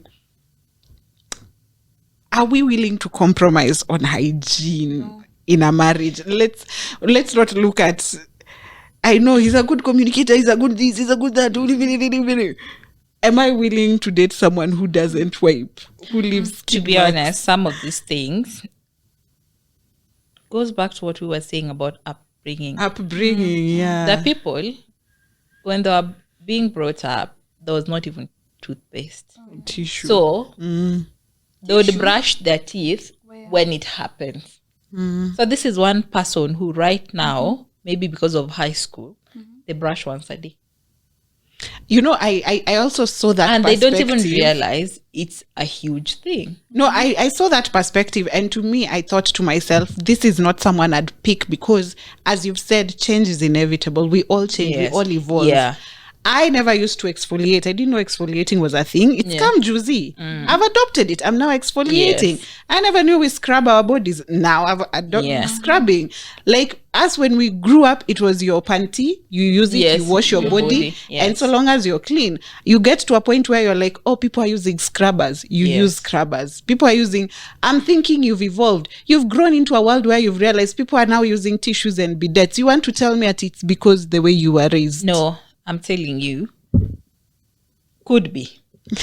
It could be. Yes, I understand. Yes. So what you need to identify is this somebody who doesn't know? No, wiping yourself, that one, even in the village, people use the leaves. The leaves, yeah. So there are things like flossing your teeth.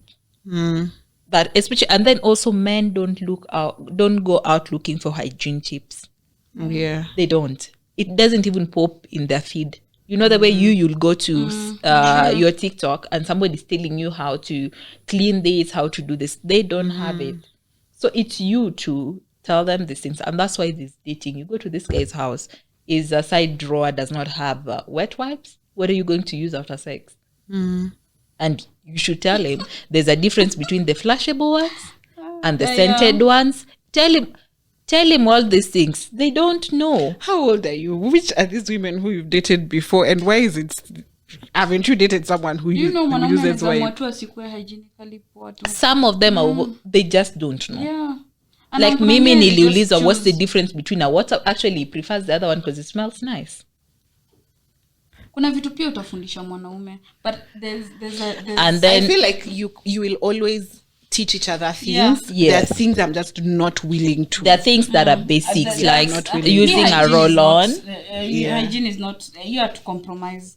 You have to be clean. Kwa sababu Mr. Tembea na wewe unanuka surely. I think za kuoga I found it okay. The poo one is where I'm just like, you couldn't have grown all these years. No, that one is just a dirty person. Kujisugua, si ndio? Yeah. Because me, the only people naonanga wajisuguangi are white people, because they put on their body wash and then they just No, even there's some black people who don't scrub their body. Alikuwa na kusugua kwanza mpaka yenyewe anaosha dhambi, like amesugua everything. So when I grow up I know si kujishika na sabuni hivi ni unasugua. Kwa sababu alikuwa anatuambia we are light skin. So if we don't shower well, you'll turn dark. Kuna places zitakuwa dark.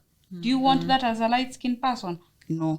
So as we were told we are dark because we are dirty, so you sugua. Wow. Everyone we grew up with. You are just hearing this today. That's harsh. Dark skins. We've been at it for a while.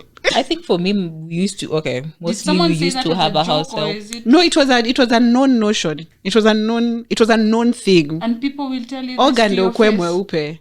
That was a thing, like you're told. Don't play in the sun. Make sure you scrub your body well so that you... It's different. It's just past. It's information you are born and find there, and you actually believe it. Yeah, because also light skins we've been bullied for a while. Me, growing up, I wanted to be dark skin because being light was just not enough for people. I wanted to be dark. Urudi episode ya colorism.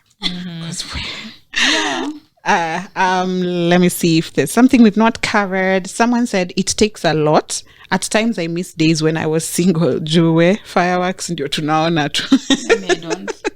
You don't miss your single days. We all do. You don't?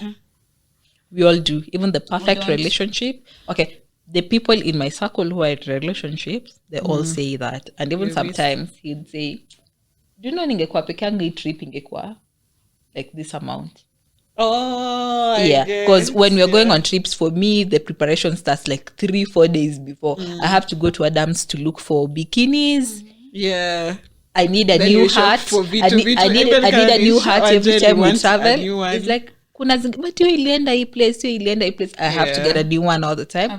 You have to go get waxed. You have to do your hair. I've never wanted to be single ever. Hata on those days when nilikuwa namwangalia hivi na naunda nyonga ni wewe. No. How is I don't know. I've never wanted to be single. For me that's what. And could it be because you don't know a life of being single if you got your child early? I do.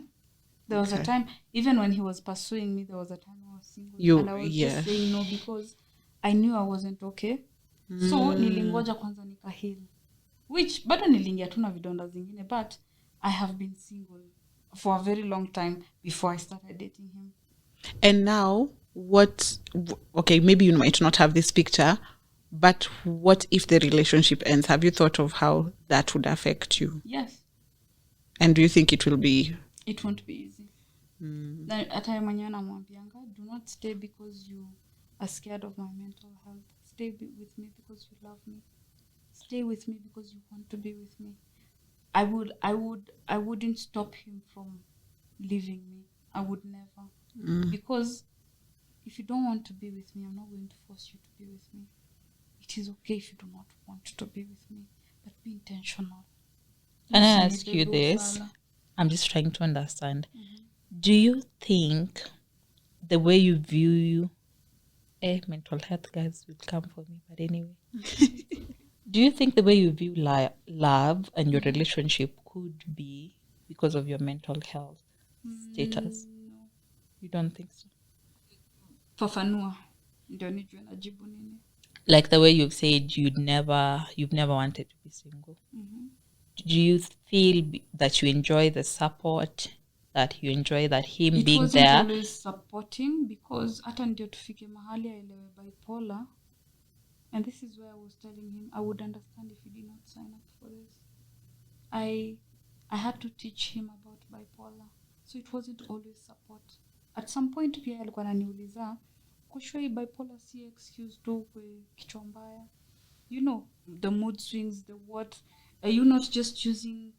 So it wasn't always support. It has taken time for me to teach him that this is this and this is this, because si kila mtu amelelewa na mental health ikiwa kwa familia. Kuna watu wengine wanajuanga we bipolar hiyo ni mashetani. Look at a lot of Muslims, they don't even take their people to rehab, they take them to Mathare and mental places. They don't want to understand huyu ni schizophrenic, anaweza saidika hivi na hivi na hivi. So it's not about the support, because with support, my mom is a psychologist.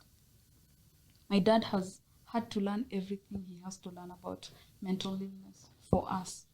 So ingekuwa about love and support, singewahi toka kwa wazazi wangu, because my mom overdoes her love. She wants us to know that it is okay not to be okay. So it is not about the support really. It is just about I love him and he makes me a good person. My partner is very positive. Even on those days when everything is just looking very negative, he will look for something positive. So I like what he makes me.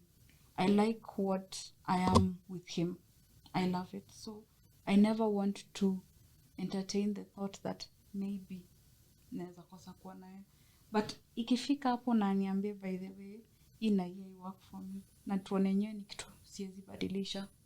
Because I had to stop drinking at some point because of all this. I was losing myself. And at that point I didn't understand that anataka tu nikuwe mtu mzuri. Mimi tu nilikuwa like anataka tu niache pombe. But after nimeacha pombe, you see, it's about what this person makes you to be. So if he makes you happy, then it is just about that happiness and about that love and who it makes you as a person. Because I was a very negative person, and right now I can view life in a very positive way. Okay. And for you, you've said, what about singlehood do you miss? Everything. What? The other days I was hosting my brother's, was it 2 weekends ago? Then my small brother said he misses me single. My singlehood was lit. I miss the freedom. Like today, why am I going for movies in Arboretum? I'll be doing other things. But is it just because of the freedom? No, I'm saying things that I miss. I miss the freedom that and the spontaneity that I could do anything I wanted. Yeah. Like now, if I'm to maybe go for dinner on Tuesday, I'm like, I'm going for dinner on Tuesday, so don't make plans with me. Oh, okay. There is always that. Oh, they like just inform, like keep. Yes. Keep tabs. Yeah. Then December, we're going this place. I can't just decide, no, I'm not going to this place. Like my previous years, my mom never knew if I was coming home for December or not. But him also being a man and also being like a firstborn in their family, the things he has to do at a certain time. So you just know this time you're going home. Maybe I would go home when I go home. When you go, yeah. Yes, I would go home when I go home. And then you could change plans. Like I could change. Yes, I would tell my mom I'm not coming to Patane, Mombasa. Me, I'm not coming home, and that would work. Right now, there's so many people involved, so when your schedule can't just change like that. Yeah, you're not as flexible. Yes. As you are when Then you I are miss single. my lazy days. Like I would just wake up and be naked and sit there the whole day. Right now, it's not possible. Why? Or even on a day when both of you are doing nothing, just chill. No, You see, Because I do that a lot. it's But not it's not possible the same with because someone yes, like it's not the same when somebody else is around. There are things I want to I do. get it. Yes, the But things you I can't- want. You can't just sit naked squeezing. I'm not even comfortable to sit naked like this when Why? he's seated. I'm not. But he sees you naked. Yes, but he doesn't see me seated naked for 3 hours. Then I am in a very weird relationship. Yeah, I'm not comfortable Yeah. exposing myself like that. Oh, Yes. that's Like it strange. makes sense. I do understand. Really? What Yeah. you're saying, yeah. I'm not comfortable like that. I'll wear a short, I'll wear a t-shirt, but all naked, no, I can't do it. Yes. I miss You're in a hippie relationship. Honestly, because I can promise you, we live like not hippies really, but we are so free with each other to a point where it's actually normal. okay, One of the it's reasons not. I can't give up this relationship is because this is the most, I don't even know how to Free you've explain it. been. Yes, with my past relationship, I never farted in front of that guy ever. It was just even staying naked was just a problem. In this relationship, there's literally nothing I can't do. This is someone who will see me nimesahau pad kwa room, like nikienda kuchange anilete hiyo ingine. He won't be like No, that's with fine. my previous one, that's it was okay. how do you just guys remove blood? It was never comfortable. With this one, it's just ebu mpaka kuna swali nyingi. Ebu nione vile tampon inakaanga. So you put it in a bottle of water. He sees it. You know, Those are normal. that is so trust me, normal. with my previous one. I hope your ex has evolved because I don't wish that on another woman. I would say I really hope he has evolved. Yeah. Because, or maybe I was just not very comfortable with him. Because Yeah. with him it was But if just, he said things like those, I mean, how it would was you be? weird, man. It was just, how do you just shed off dirty blood? And I'm like, okay, huku si mali. Hata ndasema nikinyesha, I'll just go home nikinyesha. It was that bad. Eh, okay. So the kind of freedom you're talking about, the one that you miss, is the one I crave in mine. Okay, it's not that anybody's stopping me from being naked. It's just I get I it's can't. you, I get you. I Yes. can't You. explain it, Yes, but I I get can't. you. Yeah, it's, I miss my toilet moments. Yeah. I would stay in the toilet. I don't know what's with me, but I can't go to the toilet without my phone. yeah, that's everyone. Yeah. No, so not these me. days I can't be in there for like 2 hours. It'd be Why? like, hey, uko sawa? Oh, You see? yeah. Yeah. And the moment you know uko sawa, I become conscious. Inatoa I've been hiyo- here for an very hour. weird I need relationship to. then. I need to get out. Mi yetu ukikaa sana nakuja nakaa na wewe uko ndani tupige Hiyo story. kukuja kukaa na mimi is you've already interfered with me. Because Yes. it was the Yeah, I'm now conscious that I've been here for this long. Now okay. it changes things. Yeah. Hawezi taka kuja kae na wewe mpige story uko ndani? It changes things. I want to be there by myself. Okay.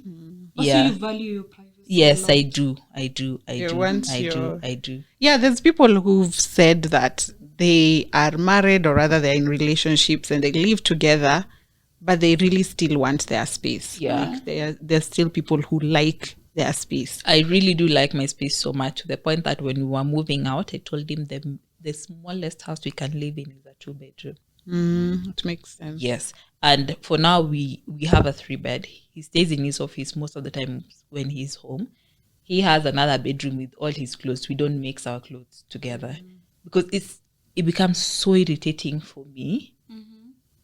You come, like my panties are folded, my socks are separately. You can't pick your boxer from where it is, Yeah, and then you unravel everything the whole else, thing. yeah. I will kill you. So just have I your own get space, it. have it messy the way you want. So those are the kind of things that I miss. Hebu niulize ndo nione I also kama niko miss- mbali. Can you shower with your man?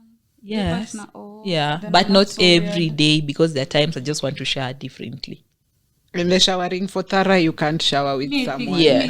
No showering for shower, I don't mind help. For Tara, like I need to Yes. exfoliate and do Yes, everything. I prefer showering together when I'm showering for Tara. Because now I'm just a princess there, you do the Yeah. things. They For wash you, yeah. real? So like Yes. a cow, uko tu like, sugua.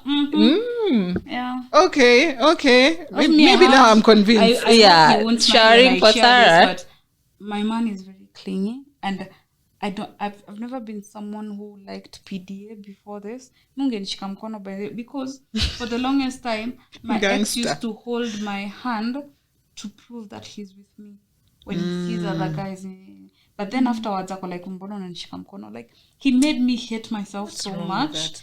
Yeah, once after I gave birth aliniambia naka jojo tank and I was just getting thick, but I hated the fact that I was thick. So the guy I got afterwards, my man is clingy. He will act like a baby when I'm home. Like he will, like kabisa. So akunanga yo boundary ati. But yes, lazima ende job nayo. Kwa sababu hata weekends ndio tunaspending most time together. Nikifeel na need my space naendanga home to my mom's place. Because there I can just, think. But you said you don't mind him being around your space all the time. Yes, I don't, but sometimes. Then why do you need to go home? Naanzanga tu kumsumbua. I become very petty. Mbona unapumua na nguvu? Mbona unachiu hivyo? Mbona hivyo? It's more about me than it is about him. Okay. Yeah, ni mimi ndio ndaanza kumtafutia makosa. Niko like, yo kichwa tu inakanga tu hivyo. Hizo miguu zinakanga tu hivyo. Like, I just become something else. So, ndio nisimbo, I go away. Yeah, well, that I have not experienced. Relationships are different, I guess. The times we don't even communicate, you can just sense the other person needs space. So he's having stresses. My sabuzaki azingani. There's a project he's working on. He's not going the way he wants. He'll just go to his office, close the door. I don't go in there to bother him. I think during those difficult times, Shazoyana, like, I'm just going to be with you and you're going to be with me, and something. Now, me being there, sitting there, looking at him is not helping anything. It's better when he's there doing the things by himself. What are the things you do that bring you guys together? We travel. We'll drive 8 hours to Laikipia. So during that time when he's really low, he's not low. He's just busy and needs to focus. Oh, okay. Oh, he needs space. Yeah. Okay. Same thing. I'm struggling with same as her in the toilet. She's not on a low mood. She just I just need my space. Yeah. Makes sense.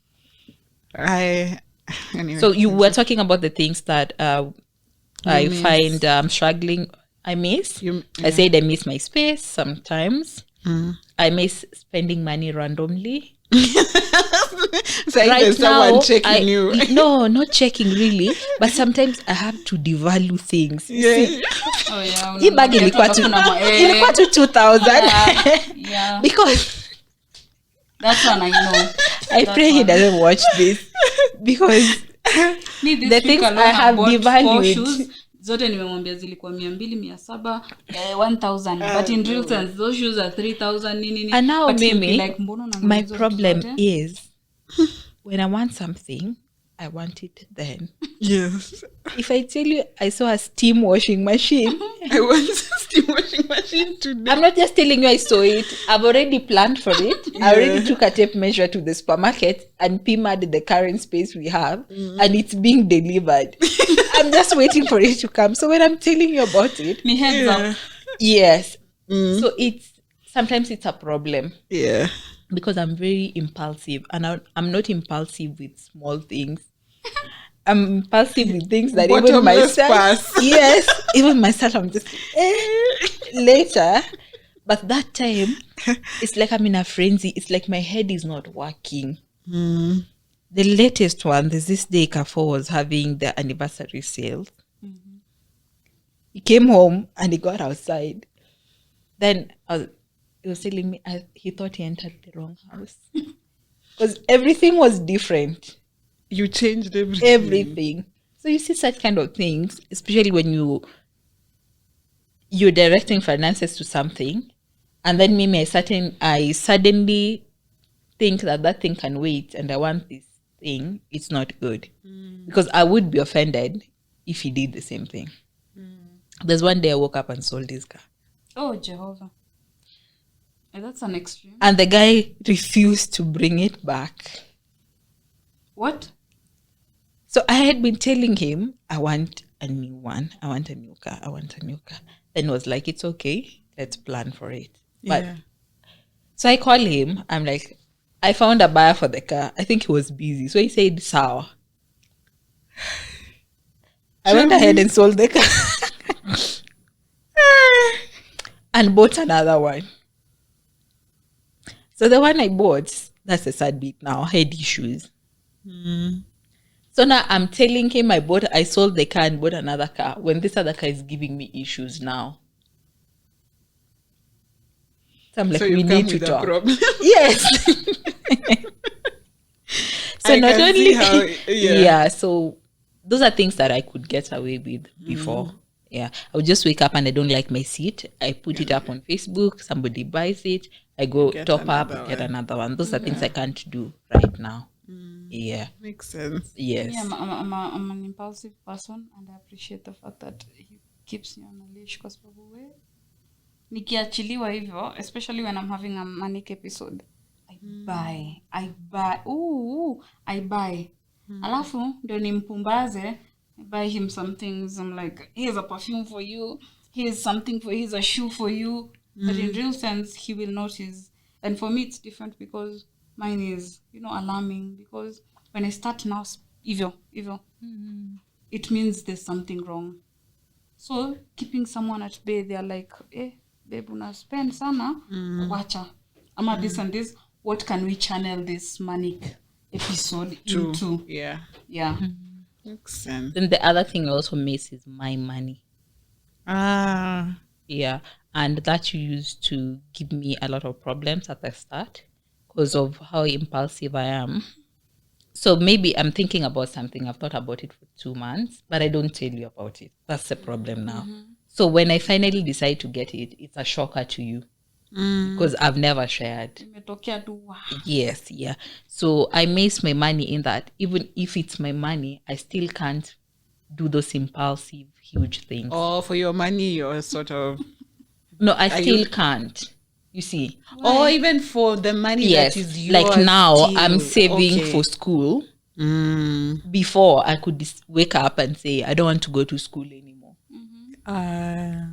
Let me. So you have an accountability partner. Yes. So now yeah. you have to convince them, school is not that important. And sometimes it doesn't go your A way. steam machine is... Exactly. It doesn't go your way. So you Yeah. don't have that flexibility. Makes sense. Yeah. That accountability is good, but also it's irritating sometimes. I'm sure like everything has its point where it gets to you, like, Yeah, I wish and then I also had. I hate saying where I am. You see why I'm single, and I don't understand how you're in a relationship. I hate saying where I am. But for him, he'll be like, tumetoka job, we are celebrating sijui what, we are passing by Beer District for a drink. I'm like, why are you telling me? But it's so important to him that now I'm learning to do it. Yeah. For him, he says, my mom knows he's taking care of me. So if anything is supposed to happen, he should be the first person. Yes, he is responsible. Makes sense. Yeah. So And even you for him, if right now anything, if But he for goes, me, I usually feel like I'll just find you. You see? Yeah. How? I don't know. I'll just find him. but I will. It's just like maybe if something, maybe he goes, he's not reachable. The first person people will think about is, let me call Jaber. She's the one who but know where for he is. some reason, even if he doesn't tell me, I'll find him. How? I think he's predictable. I don't know. maybe. Oh, yeah, makes sense. I've never felt the urge of him telling me every time, I'm at this place, I'm at this place, I'm at this place. But why Makes do sense. you dislike saying where you are?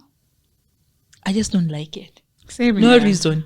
No reason. Me, I'm those not, were the I'm not things that hiding made me anything. leave my parents' house were those very tiny things. Yeah. His partner Because is, I is know- something I would want, because I want when someone like niambie mahali uko.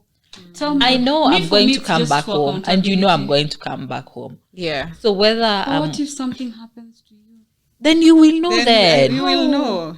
The same way Maybe when people tell days you that you tell me when afterwards. you get home. Exactly. When I don't, you will know. Yeah. But if we imagine your partner has not come home for 2 days, That's when it's different. alarming. Yes. But if it was a normal date, we usually meet in the Even for- evening. Yes. I'll just wait It's for a- you You at told home. me you were coming home 30 minutes ago. It's And a Friday. calculate ni 3 hours zimepita. I start panicking. Oh, That one even I'll still give you grace. If yeah, you said if you're you know, coming in if you 30 and I detour, knew you were at a please club. tell me. Imagine talala No, huyu mtu nitakungoja ametoka kwa asubuhi. ofisi. Oh. Aya, alitoka 5. It is 8. I am panicked. I'm like, what the? Mtu ako wapi? Mimi That hata is me. ifika 11, So I don't think I would just call. me 11. I don't. Mimi, I think the experiences I've had in my life where I did not check up on someone, something bad happened. So you're doing me, I it have out trauma. of trauma. Yes. Yeah. Okay. And I'm teaching him to respect the fact that it is out of trauma. But why don't you work on the trauma? It's not possible. It is. Because for the longest time I have tried to evade it. Then when my sister died, I'm now reinforcing it. I'm like, I need to know where you are. But don't you feel now your trauma is affecting how you relate to such kind of things? Because now it will be a deal breaker for you if I don't tell you where I am as It's your not partner. really he is learning, and the No, what thing I if they love never about- learn? Like me, I've never learned Acha saying where I am. singekuona, because at the end of the day, I like my partner because he understands where I'm coming from. He understands that it is just out of love and not out of I'm not kumsorora. tracking you. Yeah, he just knows. Hata akiniambia ako Mombasa, there's nothing I can do about. Sitaanza ati sasa nitaki kuja home. No, I'm not nagging. I'll just tell you, oh, umeenda club, oh, sawa. I just need nisi panic because like I said, I'm an overthinker. And me hata mi kuna saa mi upotea. And you know, people look for me. And when I come back, at that moment, I don't feel like it's a big deal. But people are like, maybe she's having a manic episode. Maybe ameenda Mombasa peke yake. You know. I can understand the reassurance. Yes, I just need it. Pia, because I've lost some people in my life in ways that I wish it was different, but it's not. Where I didn't get to say goodbye to this person. I didn't get to talk to this person before. So with me, I don't know when it's going to be my last time seeing you. So please tell me where. Hata hiyo ya kufika home niambie, mimi ndakupigia umefika. Mbona hujapiga? Me and you can be friends. Me, I overthink. Wow. I learned that from friendship, where I learned that there are people who have anxious attachment. They need more reassurance. And then there's me who's an avoidant. I don't care for anything. So you meet in the middle. So those ones who need a reassurance, sawa nitakutext tu nikwambie kwenye niko. I am the avoidant in the relationship. As much as nataka uniambie ukifika home. Nikwambie nikifika home. And I'm learning pia mimi because I'm expecting things from people. But they also expect something from me. Yeah, you find a mid point. Yeah. Let me see. Hey, we've gone through a lot. Higher. Someone else said, you need to be dumb, stupid, daft, and dafter. In fact, you need to be blind. This must be a single person. Yeah, a very bitter single person. That's the same way people running their own businesses view people who are employed. Oh, yeah. Did you know that? So I agree with you. Whoever said that, I agree with you. It's just because you're not there, so you don't understand. Maybe who knows? See, I asked people. Or maybe who they are were in there. You are. It's like somebody who went to entrepreneurship because they were working for the wrong company. Yeah. Alikuwa anafanyia mwindi who didn't even let them go to the toilet. So you hated the whole employment thing based off a wrong. But I think if I read into it, I can tell you, we anamaanisha like a relationship. Like the other day I was with my uncle. He's been married for 11 years, and we asked him, what is it about a relationship, a marriage that works, relationship? And he was like, forgiving. You will forgive the most stupid things. And it is becoming very stupid because mtoto akikufanyia vitu kama hizo utamchapa na utamchapa vibaya sana because unashinda unanidanganya. Partners lie. We lie about almost everything. Where we are, what we are doing, who we are with. Then they find out. Then it's considered maybe cheating emotionally or whatever. Just talking to the wrong person. And they forgive us. Mtu mwenye ako single na maybe ako na trauma zake za kukua nini, ako like, hiyo ni mjinga. we ni mjinga. Kusamehea kitu kama hiyo we ni mjinga. Ni kama tu swali ya kwanza. Hiyo vile tunasema bibi ya two face baba, sisi tunamuita mjinga. Yes, you have to be that stupid to stay in a marriage or a relationship. And you know, as Jabera said, you know what you're gaining. So that looking past something is what people consider maybe blind being or maybe stupid. Umekubali tu sawa, I'll be stupid for this one. The amount of people, hata ni jutu ya tu baba iko nje. The amount of people out here tumesamehea for cheating. Cheating is where? Cheating is everywhere. Mi kuna mtu aliniambia all men cheat. Ama all men just cheat. You better hope you're the favorite. So it's being stupid. No way. It's just no way, because I believe if I exist, there's someone like me who's male who exists. Me, I don't cheat. So I know someone exists who doesn't cheat. No, we don't cheat, but wanaume, or the thing watu wanasemanga ni all men cheat. Wanasemanga hivyo. But na wezi simama, unaona saa zile unaenda kusimama useme my man can never. Unaona hiyo siku umesema tu never. You never anaanza kuifanyia. Hiyo hapana. When you say my man can never, make that statement when you're sure if he does it, you're working out. And let me doing it. I'm telling you, say your man can never, so that when he does it, he's no longer your man. Be ready for that. Either two things, and I hope I'm not saying this as in vibaya, but either my partner is a really good mate, or he's a really good liar, because I've never caught him doing anything. And either way, you're maybe good. Maybe he thinks the same for me. So Jay put into Niniati all men cheat. Come on. Or rather, also you're just someone who doesn't pay attention. Because for me, I was cheated on right under my nose. But I believed I'm dating a grown up. I'm not about to FBI my adulthood. I'm dating a grown up. We live here. We do this. You go to work. You come back here. We talk. We do. I'm not about to start snooping through your phone. I'm not about to start tracking where you are, asking where you are. So maybe they might be doing it, and maybe the person, you as someone who's sober, you're thinking, me, I wouldn't do this. So that they say you break your own heart because of the expectations you put on people. Mimi kama tu mimi ukichukua hata simu yangu, ile siku napata na simu yangu na namwambianga kitu unatafuta utapata.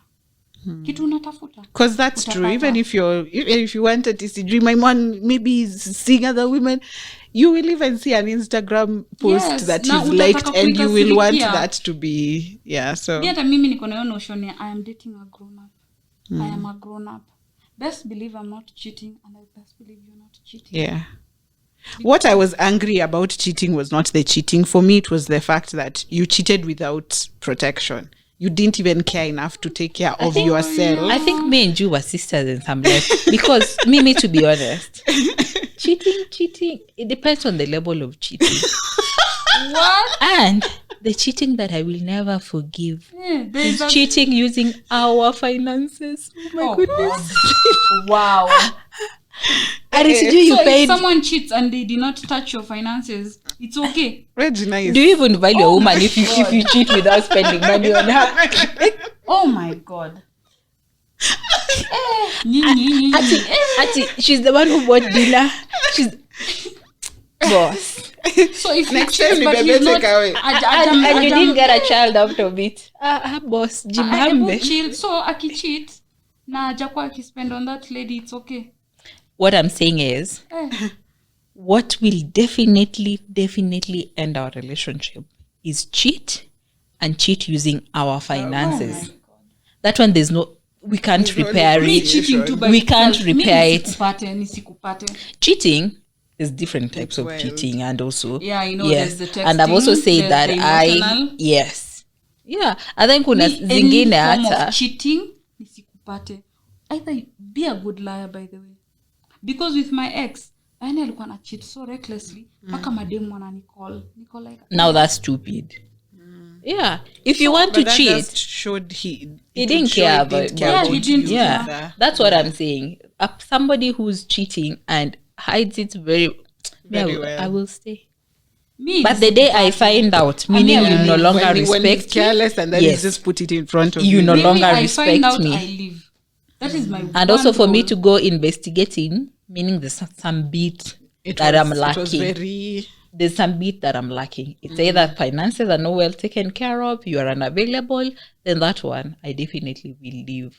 But There's a if gap. mimi ndio nakuja kuambiwa niliona bwana wako sijui amepaka Ah, hiyo Roysambu. ndio, hiyo ni shida yako. Wacha waendelee tu. Wacha waendelee. Yeah, maybe I was angry about you didn't even care about you, like even you catching an STI. What hata mimi? I know you may not care, but wewe ujipendi. Me, I don't. Ndio kama ujipendi utanipendaje? Yeah, you need to at least like you. Take care of yourself. I think camera imekufa, but we still have audio. And How many points to go? I think we are finishing. I don't think there's anything we've not covered. Someone says, respect. Heshima idumu tafadhali. Sana.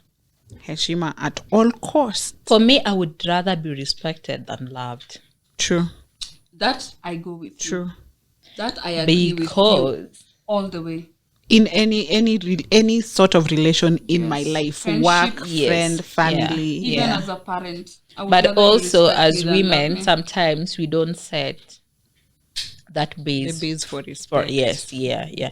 The thing somebody does to you from the start, and they don't create an alarm or a red flag in your head. Like what? Like we're going on a date, you arrive 30 minutes late. Yeah, that is one person who will tell you get ready, and you get ready, then mnaenda wherever you're supposed to go 3 days.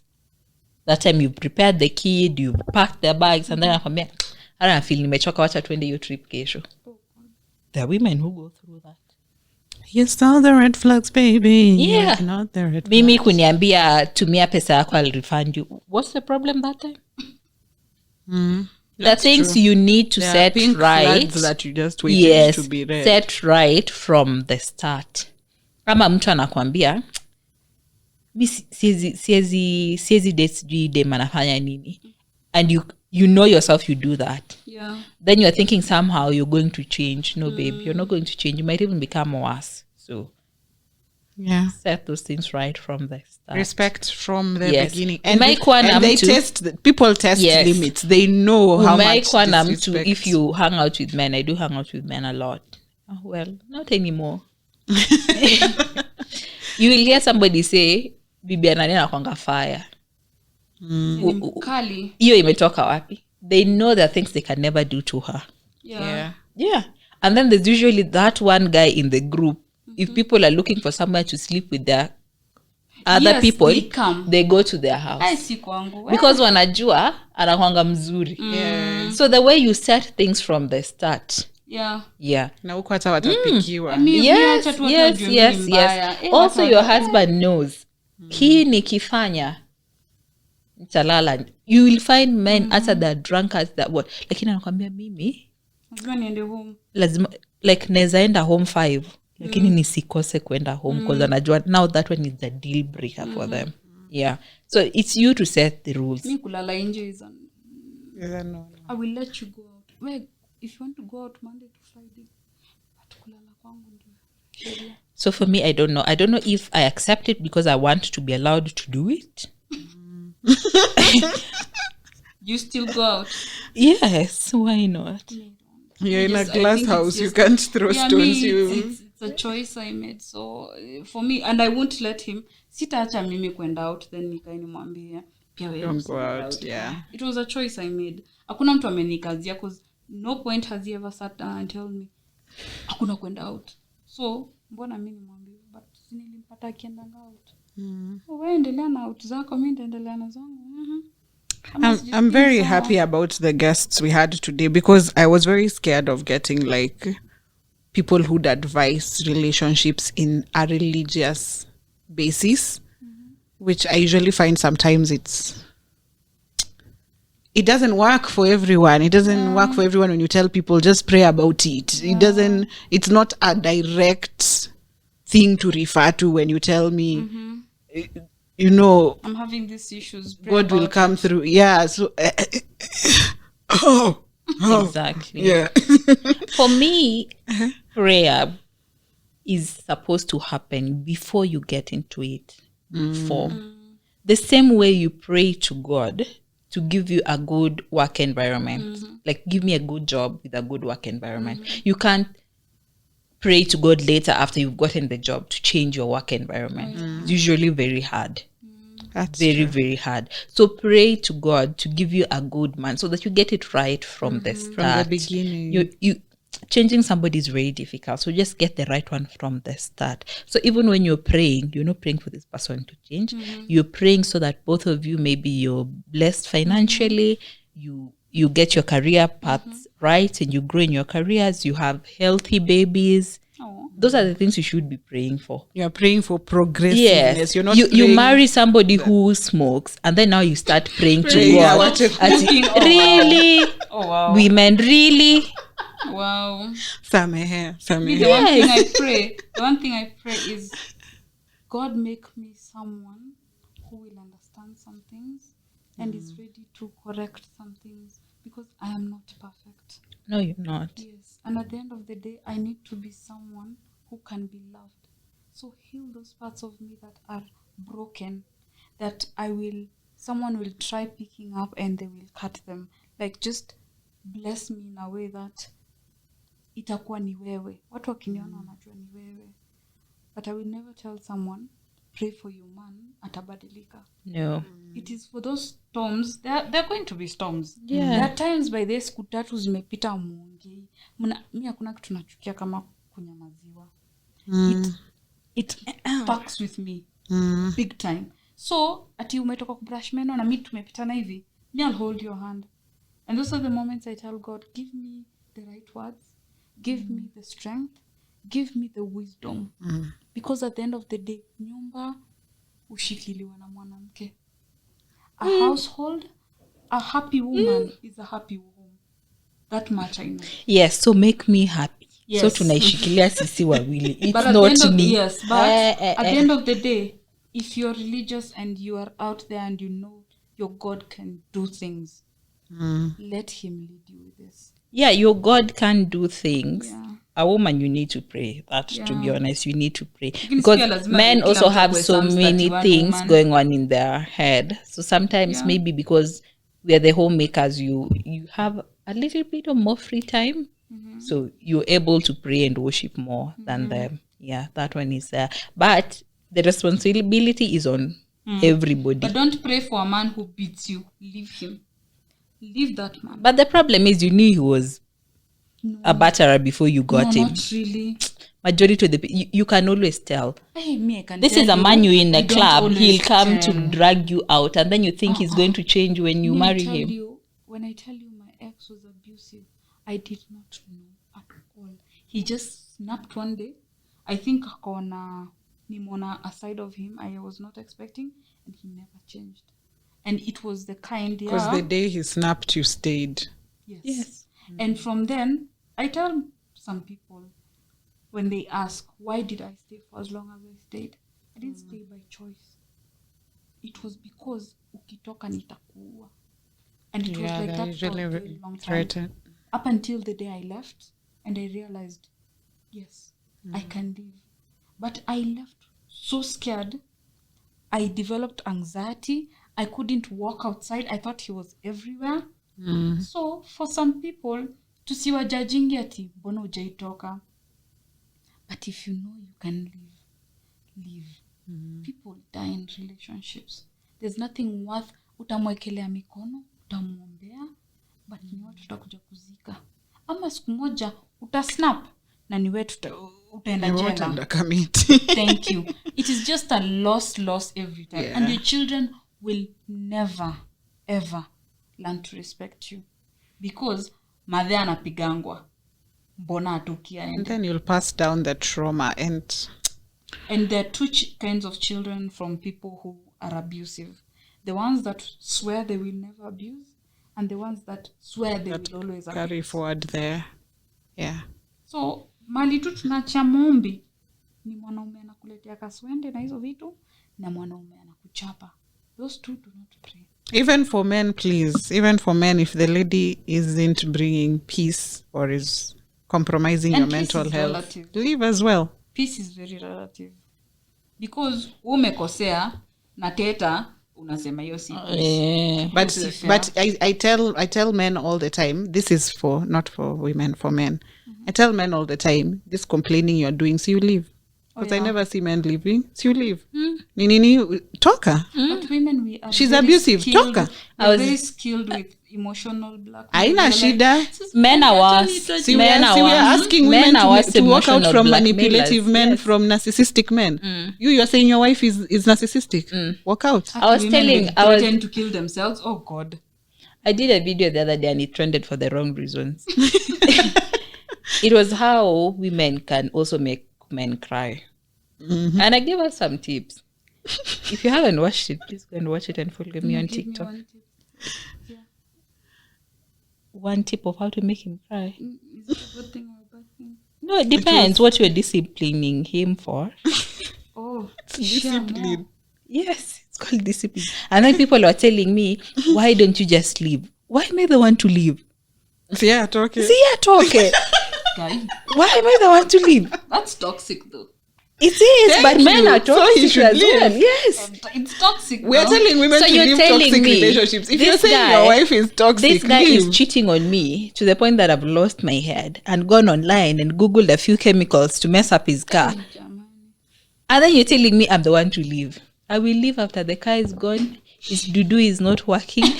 Like, by the time I will be leaving you will be finished. Ilitoaje family plan. Yes. Pole tu. It And is. it's not working. And he's like, oh my God, I'm going to go get tested. Oh, it is the one. Yeah, he'll start But me, growing even a if- boob. Mimi, if I find out you're cheating, I'll make sure. No. Tutalia. Why are we the ones to leave all the time? Si ati kuleave, wewe utatoka, lakini utatoka na guy. I will her. Just make sure you're not caught. I understand. I'm just lazy. Hapo ndo shida itatokea. I'm very lazy. I can't. Of what? Punishing someone? I'm lazy in Me, I will general. do it. I don't do I will anything do in it life. slowly. It and is very painfully. easy. By the time It is very unashikanisha easy. ni You mimi. see the compartment your washing machine. Yeah. Just put pepper. Kwanza you have the best chilies of them all. Ninke scotch bonnet kwa machine. I'm telling But you. what will that do though? What will that do? When you put on your clothes, after a while you start sweating. No, naturally your body sweats. So it soaks I'm the even cloth. scared Then to now the itchiness starts. Now your skin I'm starts scared burning. to ask where you found this out from. Unasikia tropicals. I'm telling you, that feeling is not one of the best. It is. You've tried. It is horrible. How did it go? You can even put it in a woman's bra. You didn't do this since in high school? What high school? Which high school is this? Hey, I mean, I went to some school and I can't even say the name. You'd find somebody has soaked clothes in a bucket, you just put in chili in there. Yes. Imagine your bra has chili. Do you know how much? Skin irritation. It's not even irritation, you will go crazy. On your underwear is where I can't. That That thing affects every part of your skin because your skin breathes. There's some moisture on your my skin. Lord. So where it's in contact with the cloth, once you sweat, it starts absorbing it.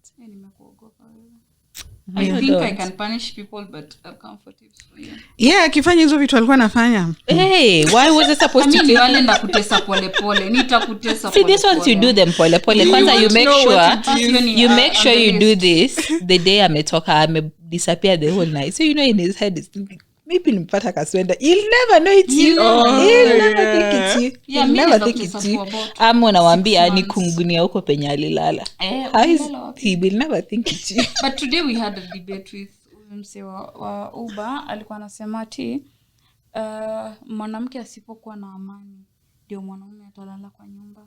Ati mwanamke wait. Like a man will only stray in a home that is not peaceful. A man will stray because he's an easy lay. He will Creates go. peace. Same with women. Yeah, people who cheat, it has nothing. Yes, it takes 3 people to cheat, but most of the time it has nothing to do with you. You can do 360s, you can do anything and everything, but a man set out to cheat will cheat. Communal susu. Also know who you're getting with. Maybe there are people who were not meant to settle. na wewe umemchukua umeweka kwa nyumba. Sasa unajua no, we usually know these things, like now that lady who was sleeping with my ex. True. And she expected their relationship to last after I broke up with him. Yes. Wait, they got together? I don't know. I think they slept together a few more times after that. But now the thrill is gone, because when a man is cheating na amekweka mahali anajua when the side chick anajua tu it's for the thrill. Plus she started demanding to be treated the way I was being treated, which was not going to happen. Oh yeah.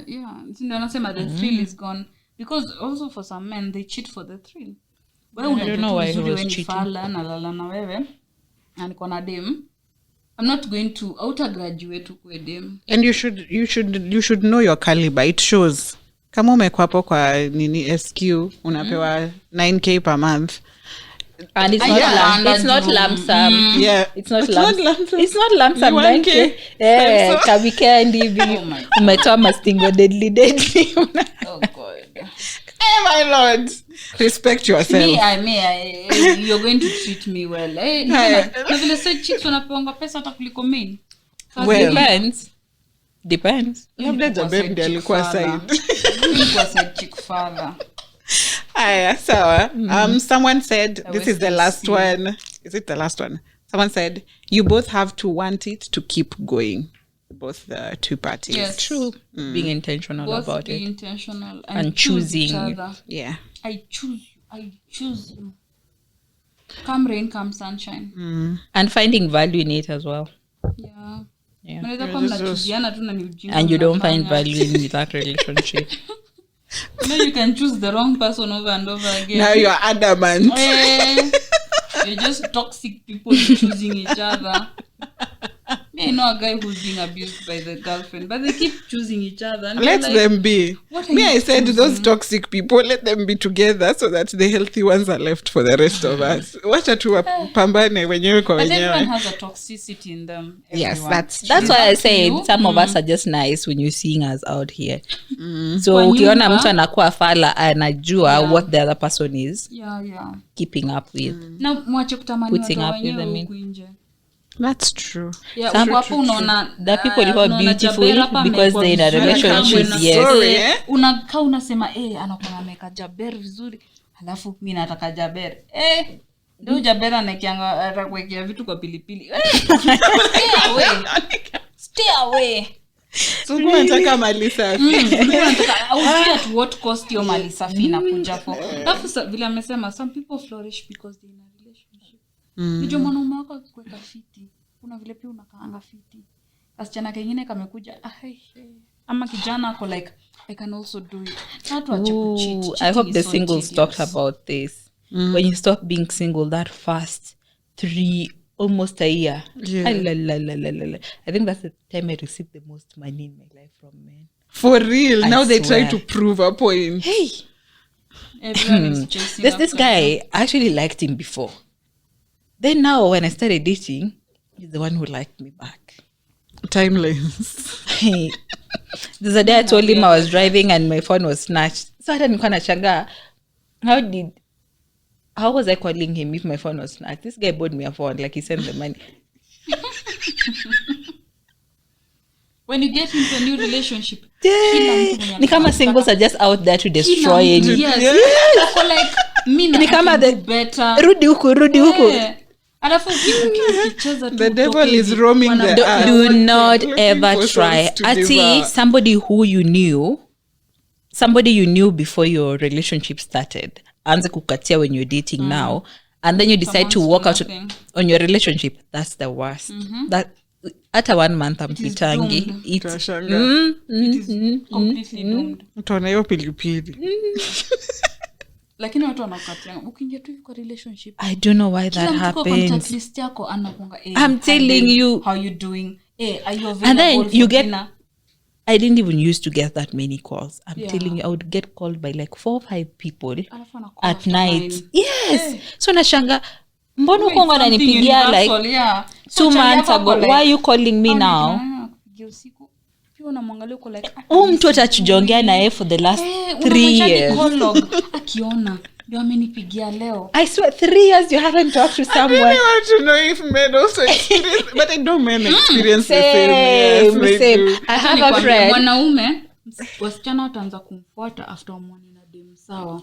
Watakuwa like kama dem nini anaona kocha. Leave alone that. I have a friend, her entire life is dedicated to ruining relationships. I don't know what happened to this guy. So when she sees anybody amepost jirurachua manini, it's my time to shine. She will. There's a time we ended up going. I don't know. She takes it out of the I don't Instagram. think people can link this. So it's somebody we knew. The guy alikuwa anaenda kulipa mahari. He's a Luo guy actually. So this guy na friends hata sisi tukabebwa. And remember he was sleeping with my friend. See, we danced vizuri. And that day we slept back in Kisumu. This guy slept with the lady. The side chick. After kupeleka mahali. Si ndio, si after nini we unafaa kulala kwenu, you don't come back the same day. Oh. Yes, Luo is like that. Oh. We went to Kisumu, sherehe the whole night. And we came back to Nairobi like nothing happened. Then why is he with her? No, she's the one who wanted him. And she got him. And that was done. Jehovah. Okay? Hey. This one does not work out for me. I might be her. Yeah, so I don't know why she does it, but she likes people who are in a relationship. I She don't like people. I've seen just like I think it doing gives things her that the are not flexibility of seeing you when she wants, I think. maybe. she's trying to take back power over something. Maybe she was cheated on at some point. But it works for her. I actually admire her sometimes. That's a toxic Whatever. Hey, I don't know But what men do is, that. But there's a unajua mi sipendangi hiyo notion ati what a man can do a woman can do. There's a reason we were built different. There's a reason we have different body parts. Like there's so many reasons a man is a man and a woman is a woman. Yeah. But we see that, but as in si ati wanawake sasa wapike peke yake na wasifanye vitu zingine. But when it comes to some things, women need to rest. I'm not Like paying bills, we need to rest. I'll be attacked for this by feminists, but women, calm down. Watu wa calm down. Kuna vitu hatuwezi fanya, wanaume tu ndo wanaweza fanya. What is that? What exactly? Kuna vitu tu zingine yani. Unapatanga msichana ameng'ang'ana. Hebu nikuulize sasa kama mjengo imejaa wanaume, si ndio? When msichana si lazima tu kwa mjengo, but you want to prove a point, ndio umeingia kwa mijengo, ndizo umechoka umeparara. Mjengo does not work the same for women. Mjengo kuna reason na wanaume wanakuanga hivyo. Hata ukiwa mwanamke, angalia wanawake wengi ndio mjengo, they give up because kuna tolerance fulani mwanaume anayo. Yeah. It is okay what a man can do, a woman office jobs it's okay. But hata ukiangalia in terms of pressure, mwanamke pressure inampata haraka kuliko mwanaume. Because women, we are emotional beings. We are very emotional. And I hate how feminists they favor their feminism. Like it's okay, can be emotional. But yet men, you feel they're not allowed to be emotional. Utakuja job juu unanyesha. Unaona kwa nini hiyo kazi ni ya mwanaume? Ana excuses kama hizo. Wewe sasa you have painful cramps, project imekuwa on hold, tungoje 4 days uende. Tafadhali vitu zingine watu waache kushindana na wanaume. Because given the chance, ni kama watu walikuwa wanasema ati was this debate kurace ikue all sex genders pamoja. Speed ya mwanaume na mwanamke is very different. Na wasichana tunashindwa tuanze kusema men wanakunywa steroids. They're just built different. For some things are just built different. And besides, nani atake kuwa baby girl? Mimi nataka kuwa baby girl. Biologically, men are definitely stronger. But they shouldn't put us down also. That's why I just side with feminists. It just seems, I guess there has to be a balance because you're stronger, that's the reason men are attacking women, because it's not balanced. So then when you say women should walk around with tasers or weapons, then it's unfair. Yeah. So I think you just have to Mazeni balance. And if you're a woman and you can, do it. If you can also have communal susu. Wejibambe, I don't know. Yeah. Like It's At least that's one unfortunate that thing. women are overpowered. Nilikuwa naambia, like there's a day my partner was like, hata sisi tunasikianga uoga tukitembea in an alley. Nikamwambia, but nyinyi, your first thought won't be someone is going to rape me. well, Because I now think it is. That is our worst fear as women. People And will then rape me. even as Wanaume men, even when watatandikwa men tu say saa even them, zingine. they are scared. They're scared of fellow Fellow men. men, yeah. At the end of the day, it all comes down But the to worst awa nakwanga nafikiria is not I'm going to be raped. It's Nitaibiwa, Nitaibiwa. I'll be killed. Yeah. For us, your thought ya rape, oh my God, it just cripples us. Na ndio unapata tutembee usiku. But now young there boys has are been a supposed to rise. be taught- There's been a rise in men being mugged and raped as Yeah. well. So, Really? Yeah. Being raped where? Even here in Kenya, there's so many. In Kenya, yeah, Even hata in tao. high school, we've had so many high school Kwanza incidences. So inanikasirishanga sana.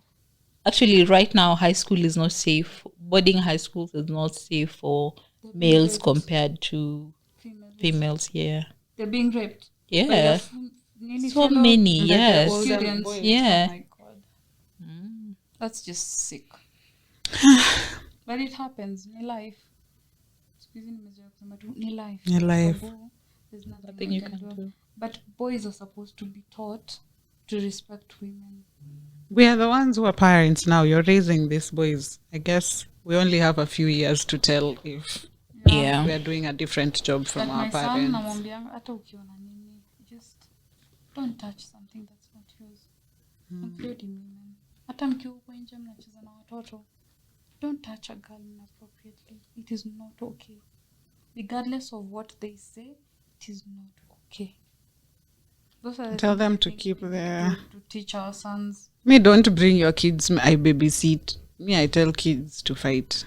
He Hata bullied you. mimi, hey, Piga akipiga yeye. ngumi, piga yeye. And another thing, watu wache kuishi na relatives. Relatives are the reason some of our children are being abused. Umeleta tu kila mtu namuita anko. That's true. We need to compartmentalize, especially for Protect your African children. culture. A lot of African relatives took advantage of that Yes. communal tradition. Because kuna study ilikuwa inafanywa and most of girls, our first memories related to sexual abuse is either an uncle Is a relative. or someone mwenye tunaitanga uncle. Yeah, these people breed in such nini. Wanakuja, they touch your children, alafu junior uncle anapatia sweetie. Mtoto ataongea. But even when kids talk, it was frowned upon. You were bringing shame to the family. There's a lot of things. There's a lot of unlearning as Africans we just would need to do for the circumcise entire someone. society. Someone's And it scrotum, will- pata anashika mtoto wangu. Kila kitu tunang'oa na tupia dogi kule. So kwa pilipili kwanza. The last person here said, acha tusikize yaki, because I'm recovering from a recent talking stage that had me saying yes to having kids. Woi. I'm glad the ancestors slapped me back to reality. Talking stage. Those are the things that we talked about. Talking stage. No, and those are the things that we talked Sure. about. That they're different conversations. Yeah. Why are you talking about kids talking stage? Not talking stage. I'm not even sure I like you yet. So why are you talking about I kids? think there's something that has come up on TikTok. Apparently, people suffer limerence. You've heard of limerence? No, what is that? It is where someone, in the very beginning, you start fantasizing life with someone. So And you don't even sleep at night. You are waiting on their texts. And apparently, it's a thing that a lot of people do. And you've met this person once. Sometimes they're a crush. They don't even know you You exist. built a whole future with them. You've built a whole thing. That should be a mental illness. I thought so. I think so. It should be. So should then be. you're talking about the wrong things at the wrong time, Yeah.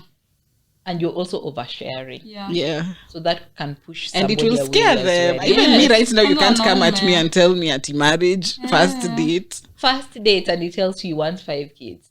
You know when you're in Do you know high you school, could these say are you things might we say not and we want don't even kids. really know You might the not things we want kids, but the longer you're with this person, you Yeah. realize they actually deserve those 5 kids, and you're now more open to it. So for me, I feel your story ya kuongelea ati having difficult conversations at the start of the relationship, I wouldn't do it. For me, it has to be, because I have to say it Men scare on like easily. first dates, so that we just know if we are sifting through. Don't you feel you could be? What if you can like, for me now, my fear about having babies is I don't want to go through what my mom went through. Yeah. She had to take care of us, 4 kids, all in national schools. That time paying 120, achana na sahi watu wanalipa. It was a huge deal paying 120,000 that time. A lot, yeah. Yeah, it was a lot. And then you add in the trauma of you've just been separated, your corporate goals, the entire village, everybody knows you. It was just too much for her. And also, later when we were growing, my stepdad wasn't as involved as Asema. Yeah. So, and also I've seen other people around me. Like, I have an auntie right now. She even has pressure because she has to go to work. It's like she's working 2 jobs. Go to work, come back home, do everything in the home. The husband nilo, I'm a head teacher. So, na pikipiki yake, Single akitoka women in shule, marriages. yes, akitoka shule, he'll go to the center, relax, come back home when food is ready. And Saidi anything. Yes. I want a father who knows panties za watoto wake, are they new or not? I want a father who knows toothbrush ya mtoto wake ni kala gani. So those are my What fears. school they go to. Yes. So you find that with time, when you meet someone, you realize, they can actually take away my fears, because you see them do these things. Yeah. You see your husband buys you new panties. You see he's always changing toothbrushes. He knows when to restock this. It's not like you having to do everything. So you see your mind can change. Can open up to. But if I was rigid from the start that I don't want to have babies because of the experience that I've had. But maybe for you, it's more what type of father I want for my children. It's not so much that I don't want kids. So I don't want kids if the kind of person that I'm married to is not. You could have a very, very good partner, but then he's not a great father. Not a good father, Yes. Yeah. But And you can love have them a to very the good father point who's not a that good partner. kids are not so important in your life, so you can omit that sector of your life and just live with them. For me, kids are not an option. That's the only non-negotiable in my life. It's Really? not an option. Would you be You willing don't to want adopt? children? No. What if he has a child with another woman? The child has to be over 18 for me. Where? So you're looking to marry 18, An old person. not an old. If they have a child, their last child should be at least, let's say, put 16 basi. A child will not rely on me to be a mother. So you don't 13 want to could be, work. you don't want the responsibility of a mother. No, at all. Okay, I respect that. Not Okay. adoption, not nothing. Nothing. I also So- want a kid for my husband, not for me. What if your biological But you see, clock you're open to the idea, because if the man is a good man and will be Yes, there and will, then you have the capacity. Yes. I say that I do not have the capacity. I don't feel like I have the capacity to love, to take care, I know I Do you don't have a have pet? it. No. You No. can't even I take don't care have of the it. capacity to even take care of a Responsibility. plant. The thought of Yes. somebody So that's relying how on you I know. is draining. Yes. It is. And then I know I have the responsibility of Making I'm sure your responsible life for turns out okay. someone who's supposed to operate functionally in the I society respect later you on in because life. kuna watu wanaipata na wanajua wako kaa wewe, and that is how we have children struggling with mental health with parents we did not choose. Yeah. And parents who did not choose us. Did not choose you. Yes. Yeye alipata mtoto juu mzee anataka mtoto, unapata hana hiyo madhali nini. Yes, Naweza they pata say, mtoto juu mzee anataka but mtoto. hautapenda huyo mtoto. No, I'm not. Like, if you leave a child with me, I'll take care of the child. Like, that I'm not much I an evil understand. person. Yeah. But you can Wewe- see there are people, if you are resented, you won't be taken care Yeah, of. I won't resent them, but emotionally. what I'm saying is, But how do you love something you didn't want? No, you can. I didn't say I didn't want. Oh, you I want just it for say your it's not a husband. priority. Yes. And she has situations that would be Yes, perfect yeah. if all like those my things came sister, together. the she one could. who's my immediate follower, and the dad are like this, and I just admire how they are. My sister got pregnant. I think the first person who knew was the dad. So I would love that for my daughter or my son, but I'm just saying, I feel I've already done enough. So for if your siblings.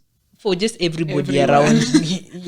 Firstborn. Yes, I just feel like I've already. You're practically moms, you guys. Yes, so I feel like I've gone through that phase, and I don't want to do it again. What if, have you guys considered your biological clocks? Biological. Because it comes a time where, I don't know if it happens for everyone, but you just get this baby fever. Hey, me, I'll never have baby fever. I've never had baby fever. There's a time I lied and told people because of peer pressure. But Yeah. I've never even looked at a cute kid and thought, oh, wow. I think they're cute, but they're cute with their mothers. They're cute. Oh, yes. Of course, things are Yes. cute. Cats are cute. So Yes. are babies. Yeah. But I you look at don't. my son and I'm like, oh my God, I want another one. Oh. Oh, yeah. You see, the world has Yeah. balance. But You'll have before I more got my as you child, want. That's the before I got time my your son, bank I had sends you a sworn notification I would and never you're give like, birth. I didn't want to be a mom at that particular point.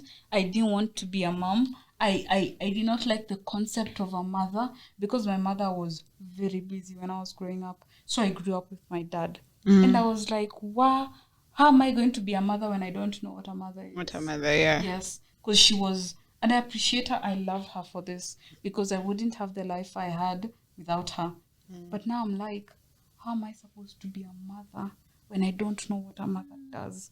I know how to be a father, Yeah. but not a mother. But either way, you know how to be a parent, and that's okay. A child just needs. And Children that did don't the best know. he did. Children don't know ati uni mama uni baba. Children are just here. Yeah, They children need to know. feed. They need to be cared for. but the they things need to that they be. need to learn from Yeah. different Yeah, parents. sexes. Yeah.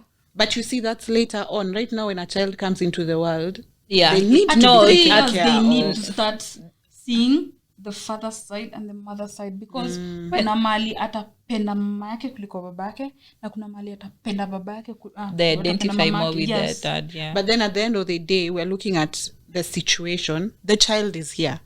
If we don't have a father in the picture, what happens? What about your father? You step We'll up. move on, yeah. If we don't have a mother in the picture, what happens? You step up. Things will come to nurture this child in one way or the other. But I would say if you're not sure, take your time. If you're not sure, at least take your time because there's nothing as horrible as seeing people. I see people who have children. No, not even people.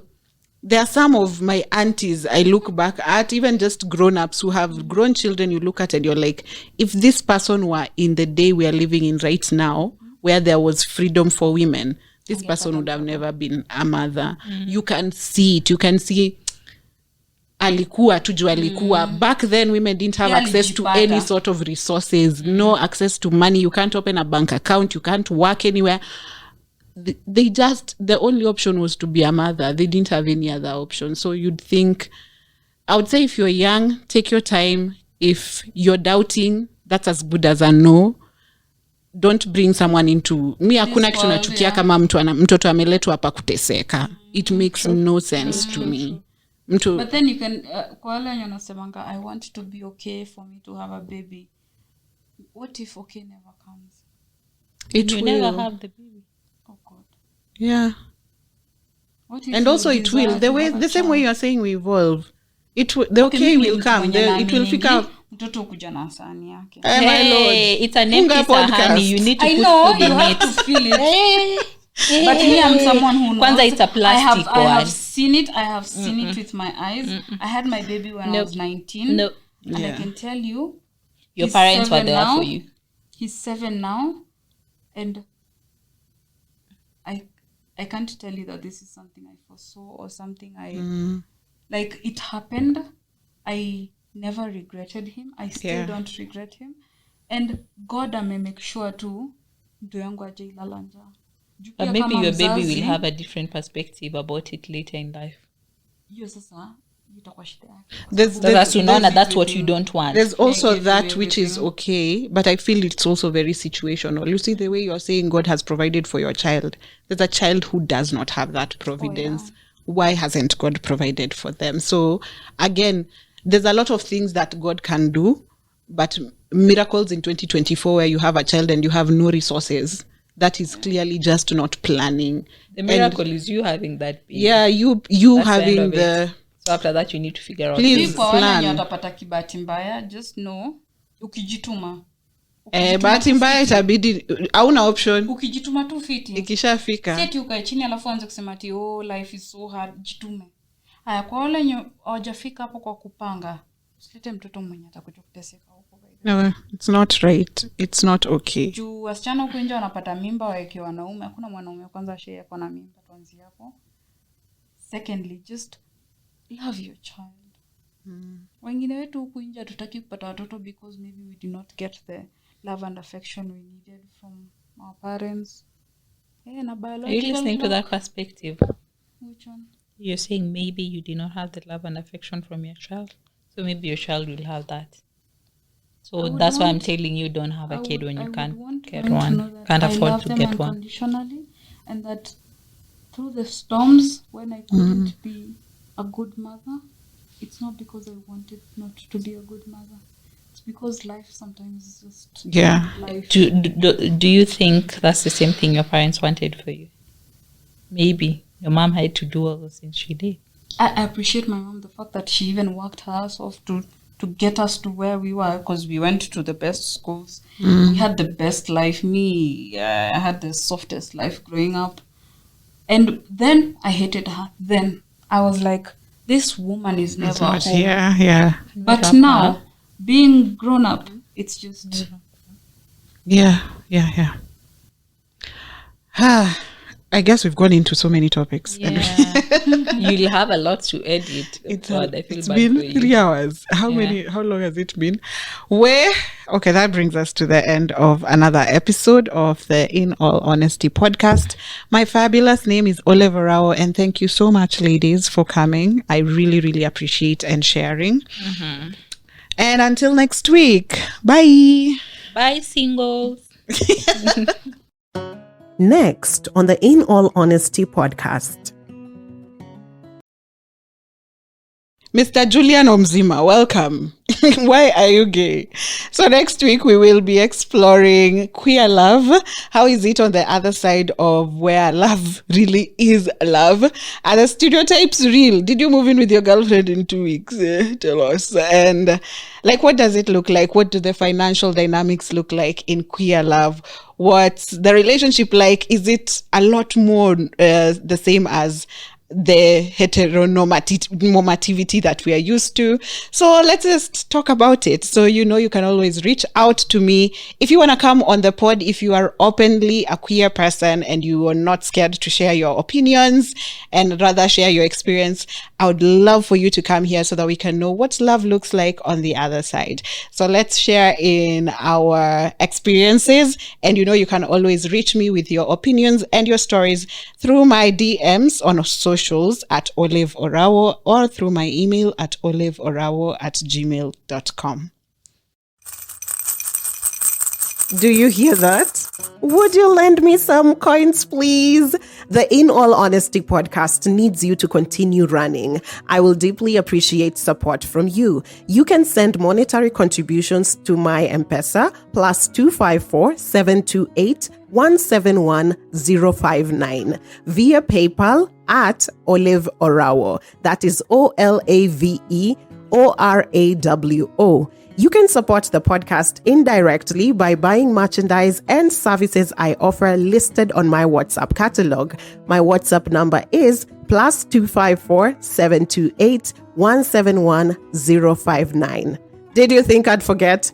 Advertise with the In All Honesty podcast. Hit me up to talk about it. You can do that via WhatsApp +254 728 171 059 or via email olaveorawo@gmail.com, or you can also DM me on socials at OLAVEORAWO. The hand that gives will receive an episode every week. I'm not where I want to be, but I'm in what was once a dream. So if I do some quick math, the future equals a dream come true.